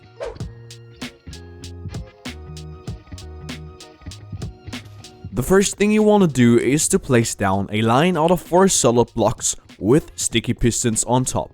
They should point towards you. In front, you want to dig a trench that is 2 blocks deep. It should be 4 blocks long like this. Now in this hole, you want to place another line out of sticky pistons, this time pointing upwards. On top you can place some sand. As the next step, you want to place 4 solid blocks in these positions and also sand on top. It should be aligned with the sticky pistons so they can pick them up later. As the next step, you want to place another line of blocks in front of the sand right here and also behind the sticky pistons. Then place 3 blocks in this pattern, so you have a T shape, and you want to break the middle block. You want to replace that block with a redstone repeater that points into this direction, and also you want to click it one time, so this redstone torch right here is in the second position. Then go ahead and place some redstone dust in this position, and also a redstone torch at the backside, and this should give you a redstone clock. You wanna take a lever and place it at the backside and flick it off so the redstone clock stops. Next, jump on top of here and also place redstone dust on top of these 4 blocks to connect all 4 sticky pistons to our redstone system. If you now activate the lever right here, then all 4 pistons should extend. Now at the same time, we also want to connect the 4 sticky pistons that are beneath the sand right here. And in order to do this, you want to go to this position, turn around and place a redstone repeater that you want to click one time. Should be right in this position. And then you want to place redstone dust in these 3 locations. Now you want to dig down right here and also remove these 2 blocks right here and these 2. So you are right next to these sticky pistons. You want to dig out a tunnel so you're right at the last sticky piston, so the 4th one. And then just connect all 4 sticky pistons with redstone dust to our redstone system, and as you can see, they also extend. And then you just want to replace the block that you broke right here. We continue our build with a redstone torch in this position, so right next to the sticky piston right here, and 2 observers on top of that redstone torch. The arrow at the side should point upwards. Next, what you want to do is to grab a solid block and place it on top of the redstone output of the observer. Then place a line of solid blocks on top of our sticky pistons. Add a second layer to that, and the 3rd layer should be out of pistons that point into this direction right here. Then you want to continue with another line of sand in these 4 positions and a solid block line in front. At this point, you want to make sure that you have a block in this position and also 1 block behind every of these regular pistons. On top of our regular pistons, we're gonna place some redstone dust and also on top of this block to connect all the 4 pistons to our redstone system. Then grab some solid blocks again and we're gonna add some walls to this farm. In order to do this, place 3 solid blocks right here and add 3 more layers to that for a total of 4 blocks. Then you want to do the same thing at the other side. So 3 blocks right here and then add 3 more layers to have a solid wall. In between of our 2 walls, we're gonna add some stairs in these 4 positions. And in front of each of these stairs, you want to place a sign. After we got a first line of signs, you want to add a second line of signs in these positions. In order to place another sign on top of the first one, you're gonna have to crouch down. Now of course, we also want to collect all of the kelp that is harvested in this farm later. We're gonna add some hoppers in these 4 positions. And on top of the 4 hoppers, you want to place some glass panes looking like this. And then you can already go ahead and create an infinite source of water looking like this, so that you have enough water to fill in all the water sources for this farm. You want to waterlog all of these 4 stairs. Then you want to waterlog all of these 4 pistons. And there it becomes very important that you surrounded everything with blocks, so no water can drip out. And then you also want to place 1 source of water on top of all the 4 sand blocks right here. This is our water system set up, and now you can go ahead and plant all the kelp. Now you just have to remove the infinite source of water if you want to, and our farm is fully set up. Now if you go ahead and flick on this lever, you can test the system, and as you can see, this is what should happen. So all the kelp is harvested and will end up being in the hoppers. So the basic farm is set up. But now let me show you how to get all the resources that I mentioned out of this single farm. Now of course, if you want to use this farm as a plain kelp source, what you have to do is just to remove these 4 blocks and replace them with double chests. If you turn on the farm, then all the kelp will end up being in our double chests and you already have a good collection system. But what if you want to use this farm as a quite insane bone meal farm? Well, in order to do this, what you have to do is to place a chest in this position. You can also place a double chest if you plan to run this farm longer. Then what you want to do is to place 4 hoppers, and all of them should be funneling into the chest right here, or into the hopper that is in front of them, of course. Then you want to break the blocks that are in between the hoppers and replace them with composters. And our farm is already set up. This will turn all the kelp automatically into bone meal. Well, as you can see, all the composters are automatically filled up, and all the bone meal that is harvested will automatically end up being in the double chest right here. Now last but not least, let's turn this kelp farm into a fuel and experience farm. So if you want to get XP all dried kelp blocks, what you have to do is to place a double chest in this position again. This time you also have to place hoppers in these 4 positions that funnel into the chest. But now after you broke the 4 blocks right here, you want to replace them with smokers. Also, you want to place 1 lever in front of all of these 4 hoppers. Now you will need to put some fuel into the smokers beforehand to activate the farm. But as mentioned, this farm will generate fuel itself, so therefore you don't have to refuel. Now in this case I used some lava buckets because they're easy to get in my opinion, but you can also use wood or coal or whatever you want basically. Now if we turn on the farm, what happens is very simple. All the kelp that is farmed will be dried in our smokers right here. Now after just a few seconds you will already have more than enough dried kelp to craft dried kelp blocks. I recommend having a crafting table nearby, so just take out all the dried kelp and turn it into dried kelp blocks. Then you can simply go ahead and put the dried kelp blocks into the smokers, and of course while using the farm you want to make sure that the smokers will never run out of dried kelp blocks as fuel. Now this is the fuel part of the farm, but how to use this as an experience farm? Well, in order to do this, you have to let this farm run for a few hours. This will give you the most experience, but of course you will also get experience if you just collect the XP after a few minutes of farming. But in order to do this, what you want to do is to flick these 4 levers in front of the hoppers. This will lock the hoppers, and now whenever an item is dried, it will stay in the slot of the smoker. Then you just have to take it out, and as you can see, it got me some experience. Now I let this farm run for only 2 minutes or so. If you let this farm run for hours, then you will easily get to level 30. And remember, you can use this farm AFK, so you don't have to do anything, and the XP will build up by itself in the smokers. However, if you want to be on the safer side, stay in a 64 block radius to the farm, or turn off the farm whenever you leave that radius, because sometimes the sand might fall down. This is because the farm itself is somewhat glitchy, but if you follow my instructions, then this won't happen to you. At this point, I hope the farm helps you in your survival world. If it does, please don't forget to subscribe. I appreciate every kind of support that I get, and then I hope to see you again in the next video. See ya!